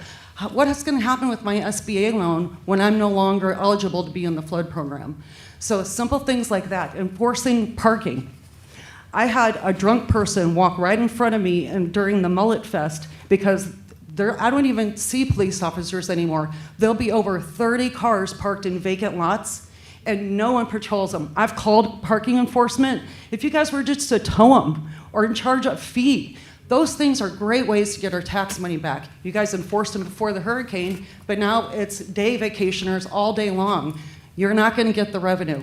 Another great way to come up with a revenue shortcut, may I finish this, is to go with temporary housing. I lived in California briefly, and I did have a vacation rental there. What I would do is every quarter, let's say the first quarter of every year, I would have to do a tax return on my revenue. So anybody 30 days or under were considered a transient. And Thank what you. those Thank you, Sue. Okay. Thank you. You're welcome. Thank you. And I just want to make one point of clarity. Normally, we don't do this if the council members are okay with me proceeding a little bit out of order. Your comment about the National Flood Insurance Program is not true.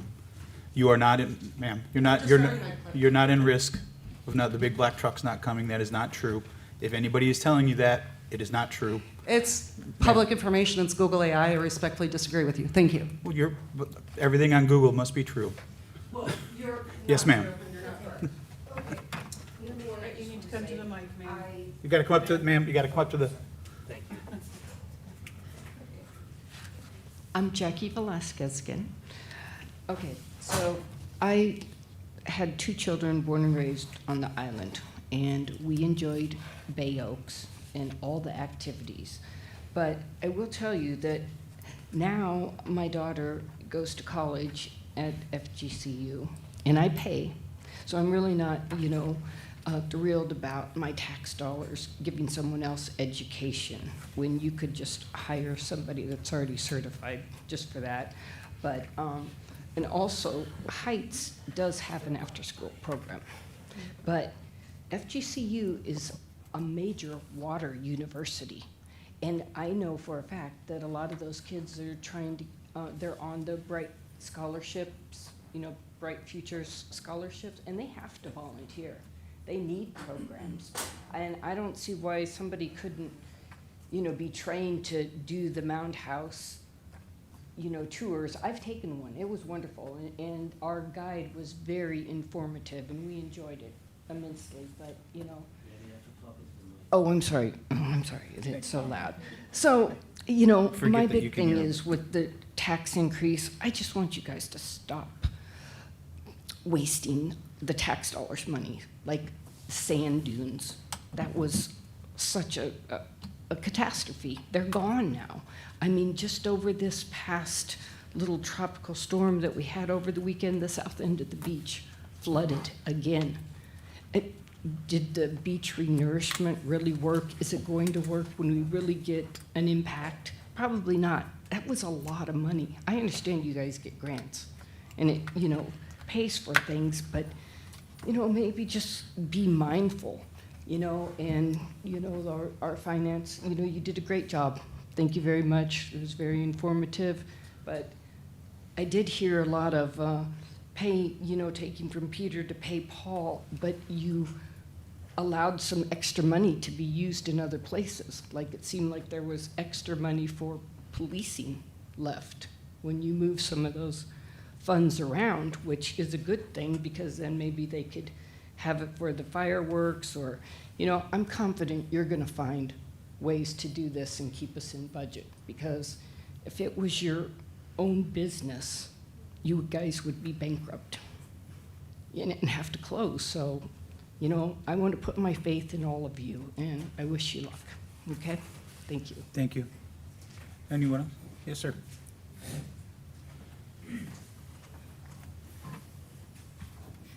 One last time. I got, Say your can name, you Cliff, just- please, for the record. Cliff Gallagher. I had listened to the previous lady, not this lady, about me not living on the beach. I've lived here about 8 months a year for the past 10 years. And what I've done is paid 10% increase every year in taxes, while people who actually have a home here only pay 3% increases. Okay? That's what the law says. If you're not a Florida resident living in your permanent home, you have to pay up to 10%. And that's what I've been paying since 1989. So when these hurricanes come through, I come down here. I stayed in a motor home with my son, and we worked and we worked and we worked to get everything taken care of. Nobody gave me anything. FEMA gave me nothing. FEMA gave me nothing. I don't carry flood insurance, and I'm probably going to drop hurricane insurance. I just spent $25,000 to put a new metal roof on my home. You do what you can do. And if the home gets blown away, I have to go into my savings and replace it. So, there's a lot of us that do the exact same type of thing with their properties, keep their property up. We're not the bad guys because we're not full-time residents. I'm going to make my wife a full-time resident so we don't have to pay appreciation when we sell this house. Thank you. Thank you, Cliff. Anyone else like to speak in public comment? Seeing none, well, yes. Provide the amended numbers for that section 2 of the resolution and announce that.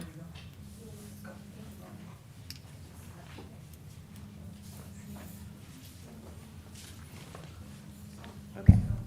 So in section 2 of the resolution. Cassandra, state your name again for the record, Cassandra okay? Penner, Budget Manager. In section 2 of the resolution 25-262, it will need to state the town council does hereby adopt the proposed operating ad valorem millage rate for fiscal year 25-26 at 1.150 mils, which is 1.15 for each thousand of assessed valuation. The current year rolled back rate is 0.8954 mils. The proposed operating millage rate is 28.43% greater than rolled back. Thank you. You're welcome. All right. Is there anything else we need to add to that, Nancy? No, sir. I think that the title of the resolution itself did identify the date and the time for the second and the final public hearing on the millage rate. So I think you've made every announcement that needs to be made. Okay. We have a motion by Counselor Safford, seconded by Mayor Allers. Is there any further discussion? Counselor Safford? Aye. I'm Aye. I'm an aye as well. Counselor Woodson? Aye. Vice Mayor Adderhall? No. Counselor King? Nay. The motion carries 3-2. Can I get a motion to reopen Resolution 25-263, fiscal year 2026 for the tentative budget? So moved. I'll second. Any further discussion? Counselor Safford? Aye. I'm an aye. Counselor King, or Woodson? Aye. Vice Mayor Adderall? Just reopening. Aye. Counselor King? Aye. All right. Motion carries unanimously. Now we have the Resolution 25-263 for the fiscal year 2026 tentative budget. So Nancy, are we just making a motion then to, Yes, but again, the Public comment. opportunity for public comment. Okay. The motion is basically based on the adjustments that you've heard this evening from the finance department, or director. okay, Scott, you want to make that motion, or do you want? Yeah, I just want to go. Hold on. Somebody's ringing. It's not me. So what, so it's the same, correct? Essentially, right, Nancy? The same, It's the same with Up on the the, screen. with the adjustments that, that they're proposing. well, they haven't made the adjustments on the screen yet, but. For the total. If that is the will of council. It's, well, that's where I think we need clarification, Nancy. So the budget cuts that they recommended tonight Yes. are going to change based on the new millage rate, the tentative millage rate we just Correct, approved. because the tentative millage rate will take care of those. So would the motion be then to set the tentative budget to the proposed numbers based on the proposed millage rate, the tentative millage rate, or what would the motion be? Or how would you prefer To it to be approve the worded? resolution with the proposed changes that they have presented to you. So I'll try to make a motion and then let me know if you. Because if the this millage fits. rate that you adopted would cover that. So Okay. It before you- wouldn't, if I can clarify. Please, yeah, please. It wouldn't cover all of it, but I mean, we can adjust our budget proposal Yes. or Will is correct. our recommended adjustments to coincide with the new established Got it. not to Okay. exceed rate. We could come back with that proposal. Okay, so let's see if I can try to take a stab at this. I will make a motion to approve Resolution 25-263 fiscal year 26 for the tentative budget to coincide with the adjusted numbers based on just doing a the millage rate being set at a tentative 1.15 mil.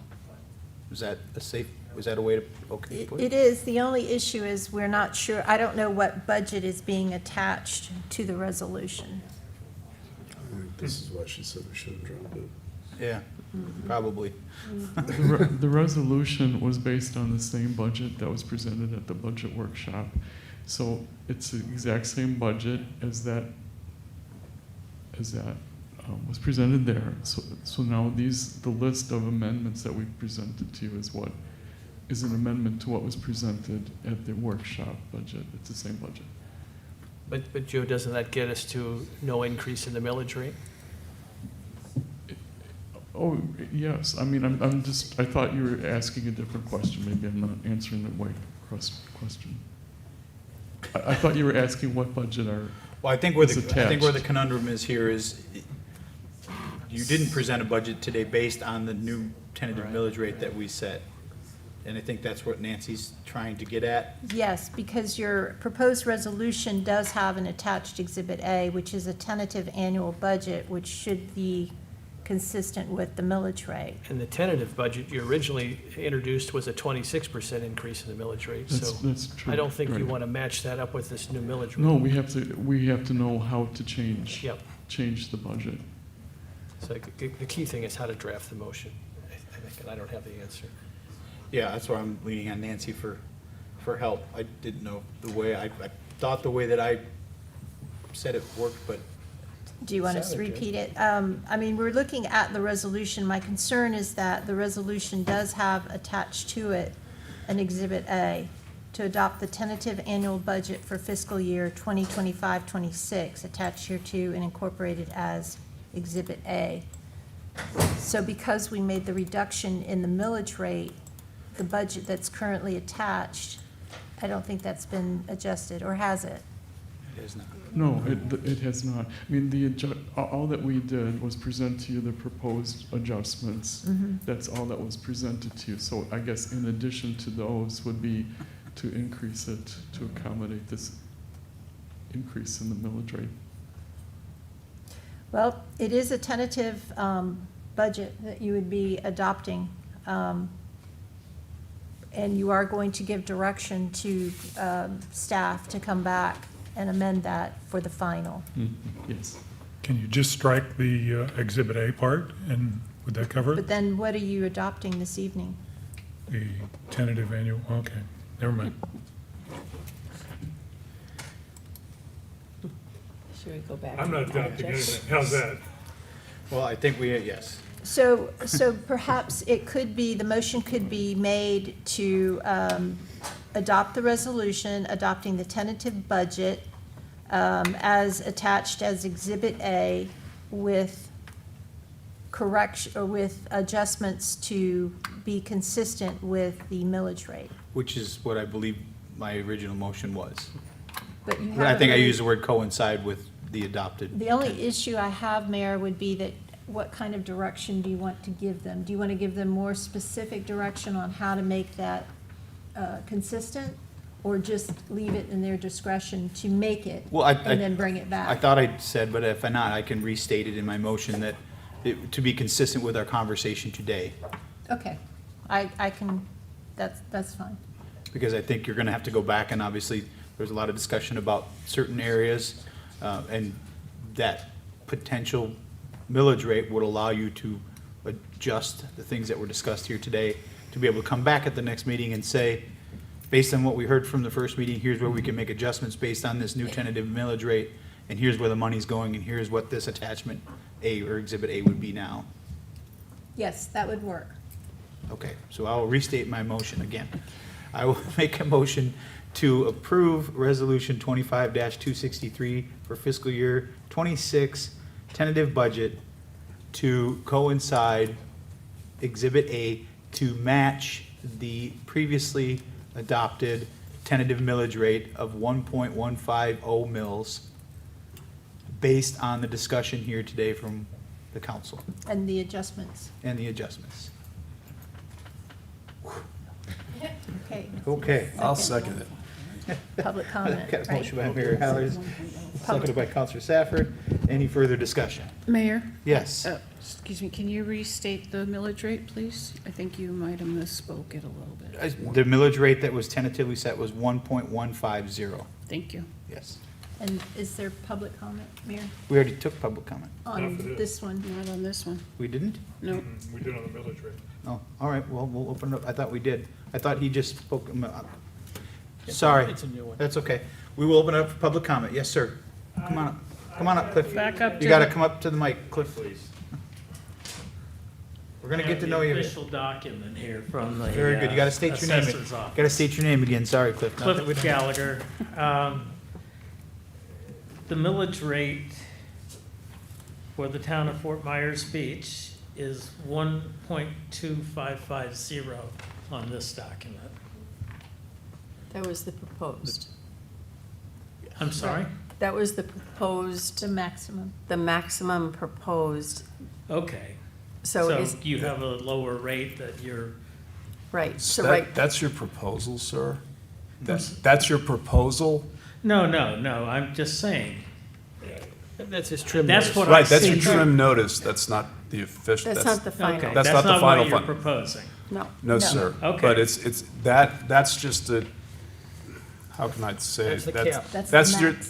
that's the max. A good guess. That's the worst case scenario. How about Okay. that? Yes. All right. And now we Just just so brought we it don't- down. Yes. You know, Yeah, no, we brought it down a little something bit. that's No, Not- that was the, not intended. no, that was the discussion today, so, Okay. yeah. Anyone else like to speak to public comment? Either of you two? No? All right, we'll close public comment. We have a motion by Mayor Aller, seconded by Counselor Safford. Any further discussion? I'm an aye. Counselor Safford? Aye.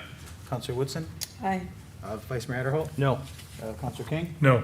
The motion carries 3-2. That brings us to our last item, which is Resolution 25-264, Fiscal Year 26 Tentative Fee Schedule. This is a resolution of the Town Council of the Town of Fort Myers Beach adopting the tentative fee schedule for fiscal year 2025-2026, commencing October 1st, 2025, and ending on September 30th, 2026, and providing for an effective date. Joe? Well, thank you, Joe Wanzik, Finance Director. We're just about to give to you the presentation on the proposed fee changes. Oh, here we go. Okay. It's a lot quicker than I thought it would be. Thank you, Josh. Hand down. Okay. More hand. So what Cassandra has done is very carefully, she's gone through the proposed changes to the fee schedule. There's several of them. So I think we can go through them. If there's any questions related to specific ones, I think maybe the department heads who are oversee those areas might be able to help answer them. So I think I'm going to be looking this way since I can read it better. So we have the first group would be under administrative actions. So we're proposing to raise the zoning verification letter fee from $250 to $350. And you can stop me at any point if you have a question, and we could have the associated department head answer for you. Okay, we have the residential zoning requests is going to go $25 for first 15 minutes of staff time, $10 for each additional 15-minute increments of staff time to 0. And I think there's explanations for this that probably could be provided. Sign permits, up to 2 signs. It says 100 per building permit fees is applicable, 25 each additional, that's going to 0. Garage sale permit was 10, is going to 0. Administrative relief, 500 is going to 0. Development agreement, original agreement, $5,000 to 0. Development agreement amendment, $2,500 to 0. Why are those going to 0? So, Frankie? Yeah, thank you. So a lot of these fees, like Frankie Project Community Development, a lot of these fees are getting regrouped. So it, for lack of a better term, a package. So instead of being piecemealed out, when you come in for these items, you're going to be charged one fee. So it's just being moved into a different bucket to make it Correct. much It easier was a to- lot easier to keep track of internally, and then also as far as someone coming in for these services, that they know ahead of One time payment. exactly what they're getting. Makes sense. I just wanted clarification. I figured that's what you were doing. But Yes, sir. Okay. Next slide then. So these would be code enforcement related fees. So recording fees, we're going from $24 to cost plus 10%. Lien search fee is going from $50 to $100. And development order amendment going from $775 to $1,000. Inundated. Need a moment? More than that. Is that Thomas Sowell? Any questions on these changes, or should I go forward? Any questions? Keep moving. Okay. Okay, this would be related to development orders. So we're going for a development order amendment, $775 to $1,000. The next item is type 2, any out-of-door recreational facilities, provided the total cumulative additional impervious area does not exceed 8,000 square feet, is going from $350 to $500. Type 4, any single building accessory improvements thereto on a single non-conforming lot is defined in LD section 34-3271B, is going from 500 to 0.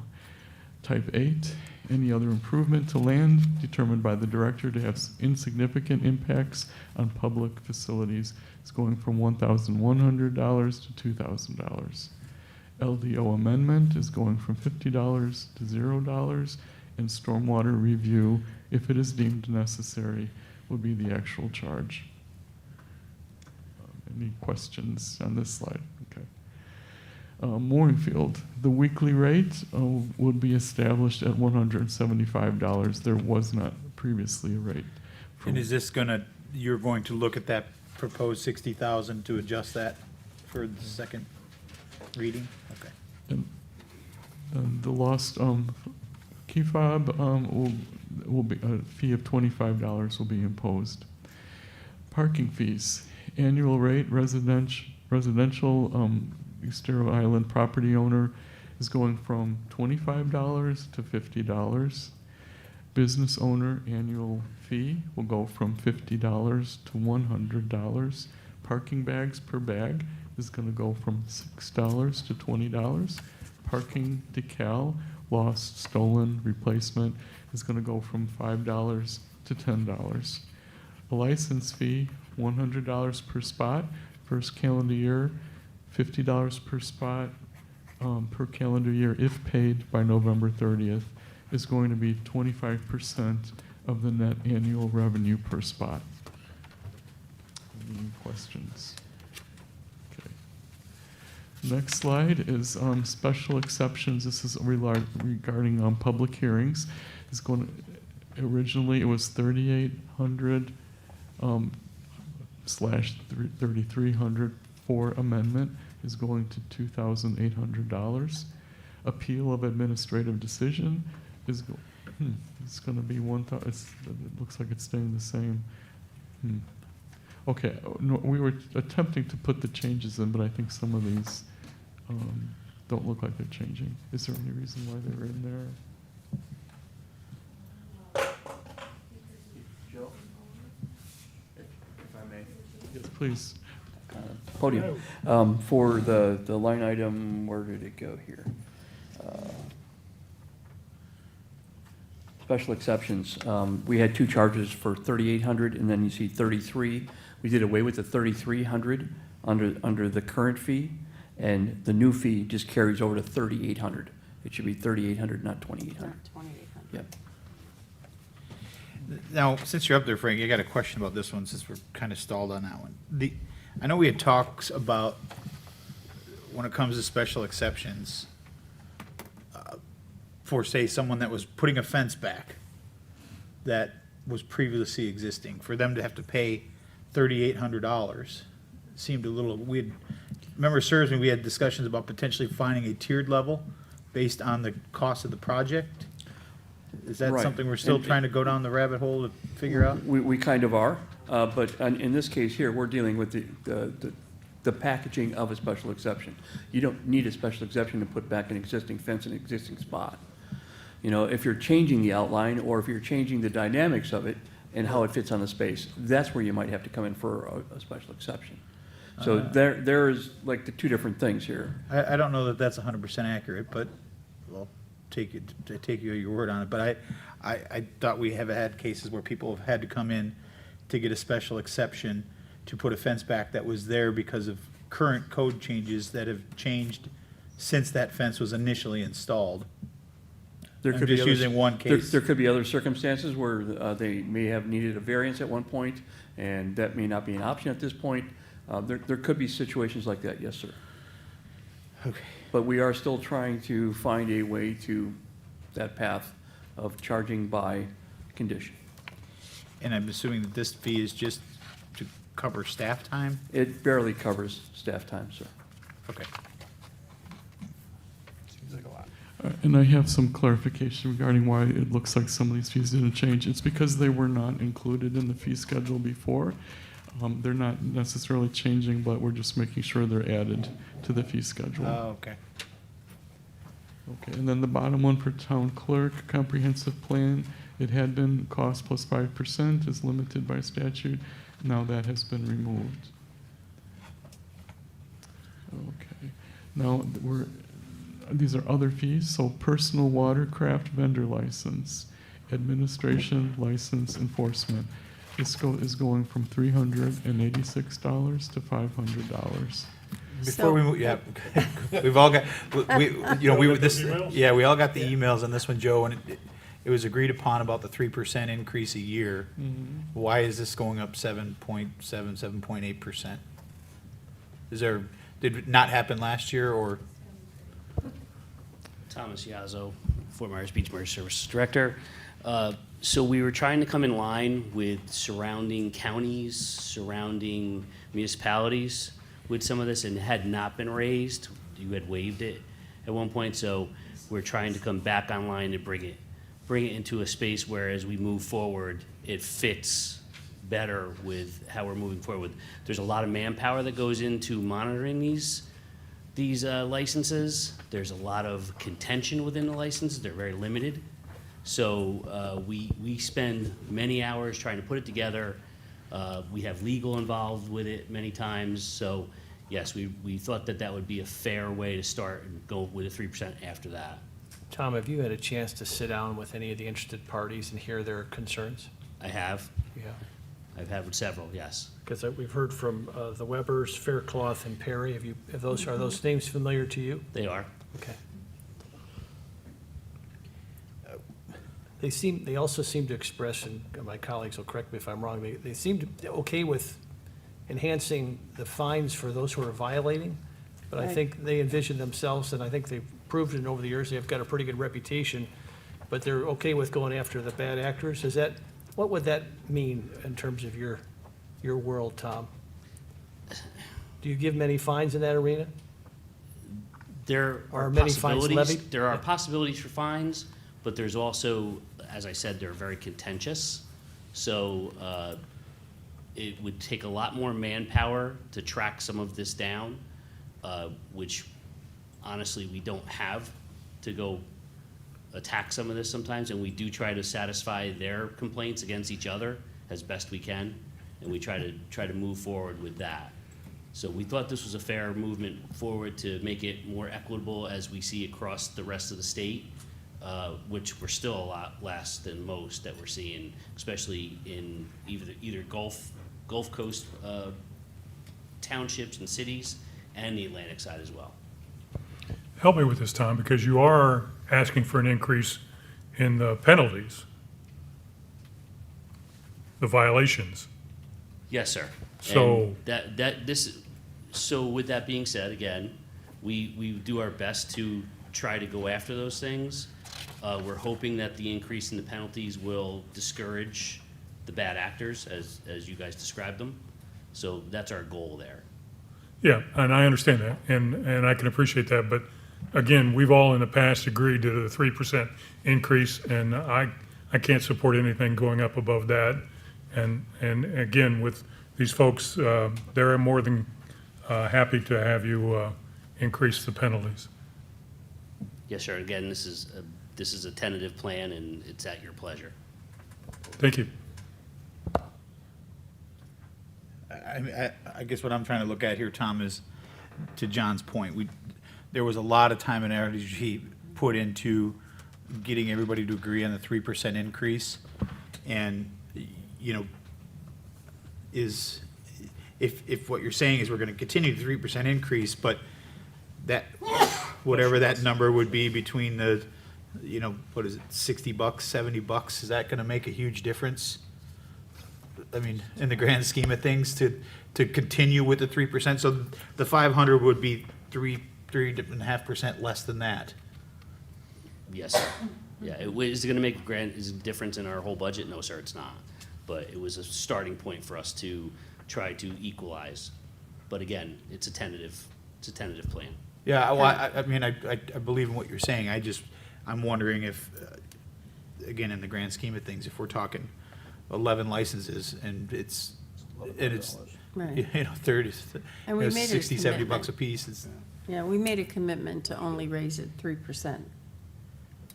Yeah, so I would like to see that 500 adjusted from the 386 plus the 3%, which it's long beyond. I'm not pulling out a calendar. You guys Yeah, I understand, yep. Yes, sir. $9, yeah. I understand guidance from the council taken. Yeah, we can adjust that back. $12. Yeah, it's not, Yep.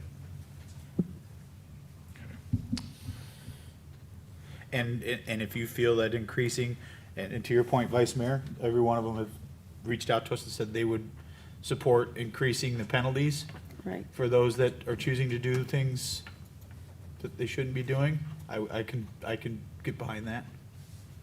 Maybe make it up in the penalty part, the difference.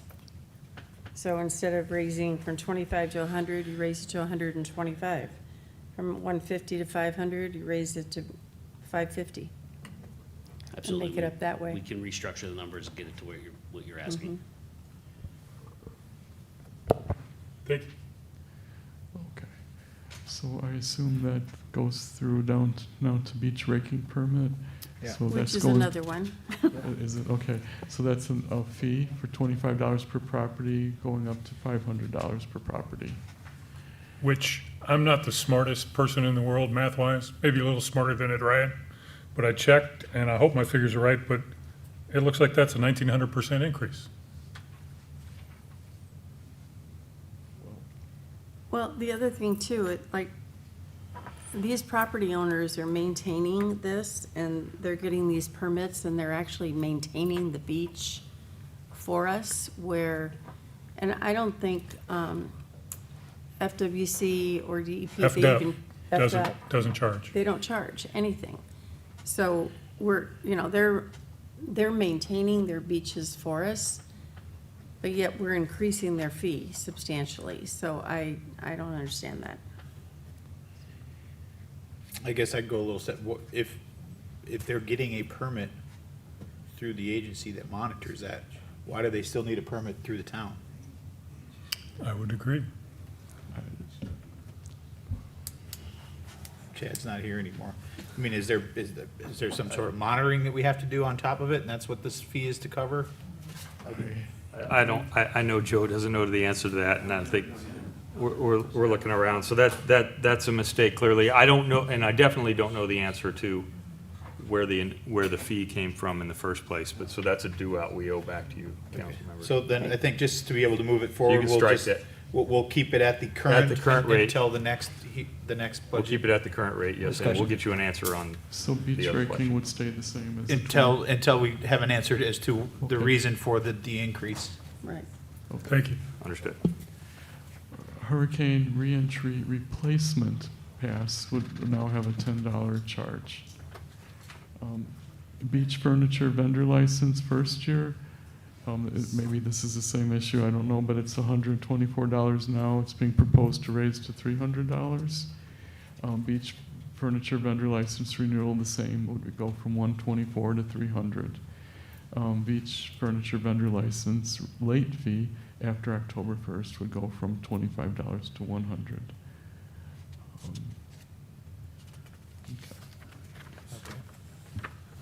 Anyone complain about that? So now we're into Bay Oaks Recreation Campus membership. I don't know, Jeff, would you prefer to talk through these? Or I could read them.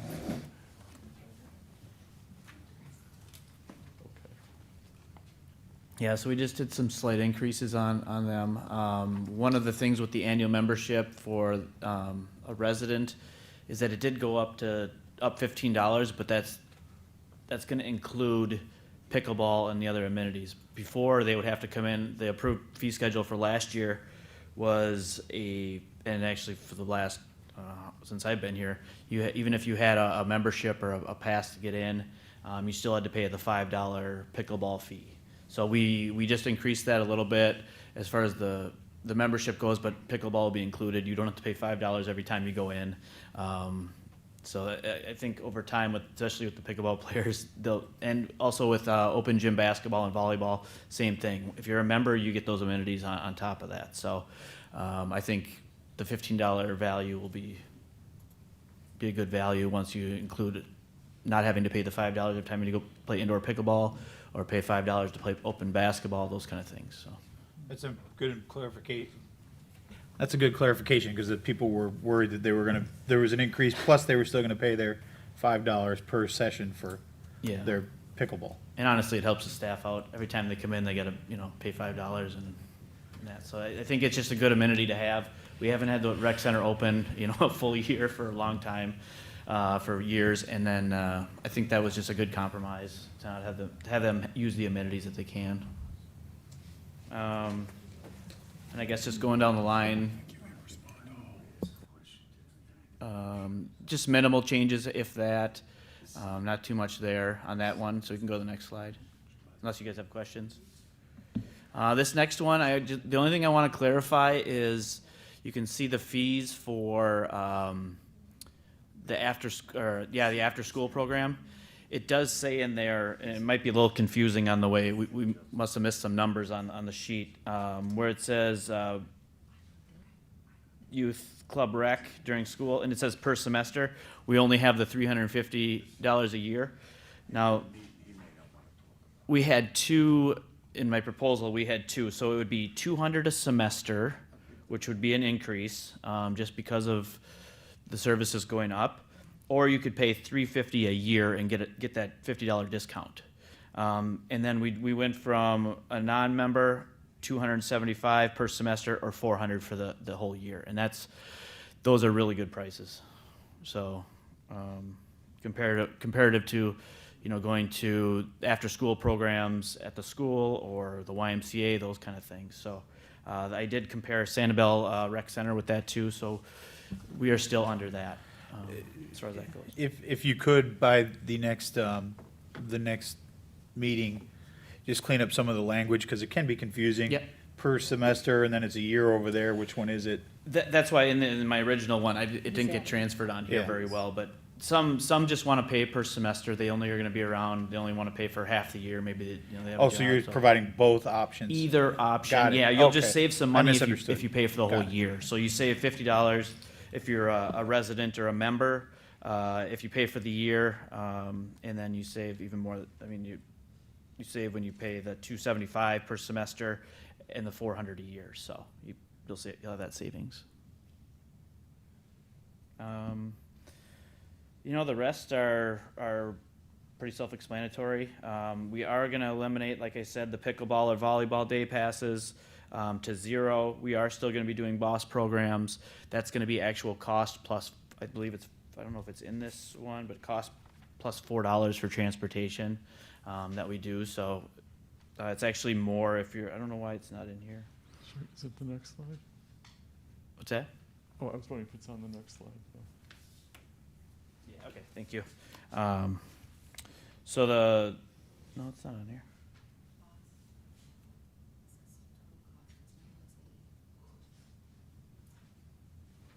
Senior trips. Yeah, it'll be 100% recovery for the residents, and then 100% cost recovery plus $8 for non-residents. So we don't have that extra $4 anymore for the resident. So, yeah, that's about it for Bay Oaks. Any questions? Okay. Then this is touching on permit fees now. Frankie, would you like to help out with that? Sure. So basically what we looked at is a couple of different municipalities around here try to use a uniform size and shape. So Estero and Bonita, they're all over the board on different permits and what you're looking for. The simple approach we just did here is just took everything up by $10 to make it more feasible for the department and to keep us in, well, not really in line with others that are almost hundreds of dollars more, but at least to try to get us moving forward. So if you look through these, that's basically all we did was add $10 to our current permit fees that had been established for a number of years now.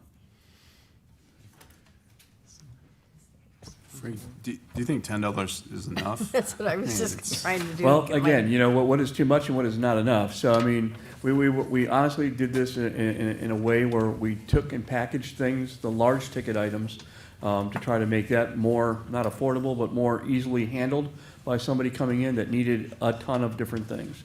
The people that are coming through on a daily basis, we're not here to kick them in the knees. These are things that we can easily get with the staff that we have and get them functioning and moving them forward. So most of the things, by raising them up $10, we're not talking about extensive reviews, those type of situations. We kind of ran into a buzzsaw this year just with the FEMA CAV, where it took some staff away, integral staff, that would normally be doing a daily review type regiment. But I think these are in line where we need to be. And if we just keep on upping maybe $10 every 2 years, we'll have to just wait and see on where that is. But I think we're in line where we need to be for our town. Definitely take direction. I mean, if you want us to take a harder look and go higher, you're not going to get a scream out of me. It's just hard to say apples and apples when you look at a typical permit for a condo on our island. Just say for, what is the one up there, carpet and garage flat fee? Our carport and garage flat fee. If you go to Cape Coral, that same fee or that permit there can be upwards of $1,000. So, you have to kind of look at where we're at, what we're trying to accomplish. Our goal here is to build back and get the people back in their homes and functioning as a town, and then we can start assessing some of these things slowly as we progress forward. And that's kind of what my thought process was. You feel comfortable with it, and your staff feels comfortable with the recommended changes? I'm comfortable with it. Thank you, sir. I don't know, I still think it's maybe too low. I mean, I would love to see it if it was $25 increase, and based on the number of permits that we've had, what kind of income would that give us? And we can break it, we have broke it down. Georgina, our community development manager, and I have kind of looked at this really good as far as grouping them into what was the most requested permits. Again, coming from 23 to 24, we were here. 24, we kind of now we've kind of plateaued.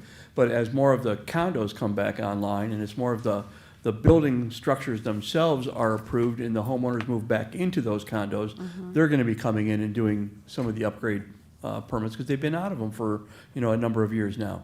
And we understand that. So there's going to be a spike in some of them, but I'll definitely take any direction. If you feel they're too low, then we can actually go back and reassess and come back to you with a better vision of the breakdown and what we think would be feasible moving forward.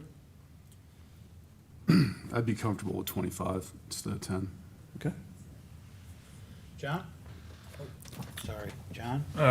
I'm comfortable with the original proposal. Jim? I would defer to you on that, Frankie. I just want to make sure it reflects our actual cost. It's again, you're I know it's you're hard. not in here to make money, right? We're in here to function as a community and get the people what they That's right. need. Our only problem with looking at some of these is where is that line of demarcation? Where are you going to assess one permit more money or more fee gathering than another one when they all have to go through the basic process? The ones that like Councilor Woodson is proposing, if we did take it up to the $25, those would be the ones that I would recommend that we have to do a full staff review on. That it may not take but a few hours of staff time, but it has to have the eyes of all the different disciplines: planning, zoning, environmental, flood. Those are the ones where you go through the chain, and if they require that type of stuff, I'm all for taking that up. Just because of the nuances involved in getting it through those stages. You've all gotten the emails, hey, where's my permit and such, and it might be hung up here, it might be hung up here. Those are the reasons why, because they're taking that time to look at it. Chad looks at stuff that other people don't. So, and the same with our floodplain coordinator. She looks at stuff that other people don't. I'd be willing to go back and look at the more complex permits that require more eyes on it. And definitely take that, and I can get your report back to you by the time we do this next time. We all, I think we all were here. Maybe Scott wasn't here yet, maybe he was, I can't remember, but there was a time where we gave everybody some grace on these permit fees right after the storm. I still think it was the right thing to do. But we're now at a stage where we just want to make sure that it generates the appropriate amount of revenue for you to give them excellent service. And so I would defer to you on that, Frank. And we also waived right after, I believe, Helene and Milton for drywall permits because Yeah, we there did. was a lot of people coming in. We did. So We not waived only all did, those. for a brief moment, we waived, and then we just went ahead and issued the trade price, which is a static price, not based on square footage. 'Cause I think- So we've done that a few times, and that was kind of a hiccup when Joe came back and the Goldman Wolf was looking at it, and I remember Carolyn from that staff came and said, why was there such a dramatic drop-off in such and such a period? Well, it was during that time when we were trying to help the residents get their stuff back. I think, and I don't want to speak for everybody, because I know some folks are concerned about permit fees, but at the same time, if they pay what it actually costs, and they're getting excellent service, we don't hear a lot of griping. So we want you to charge whatever is necessary to give them excellent service. Well, we will definitely put our noses back to the grindstone here and come back with some realistic numbers for you then. Well, let me ask you this. You talked about complexities. Is that complexity because of the permit applicant or because of what we are having to go through?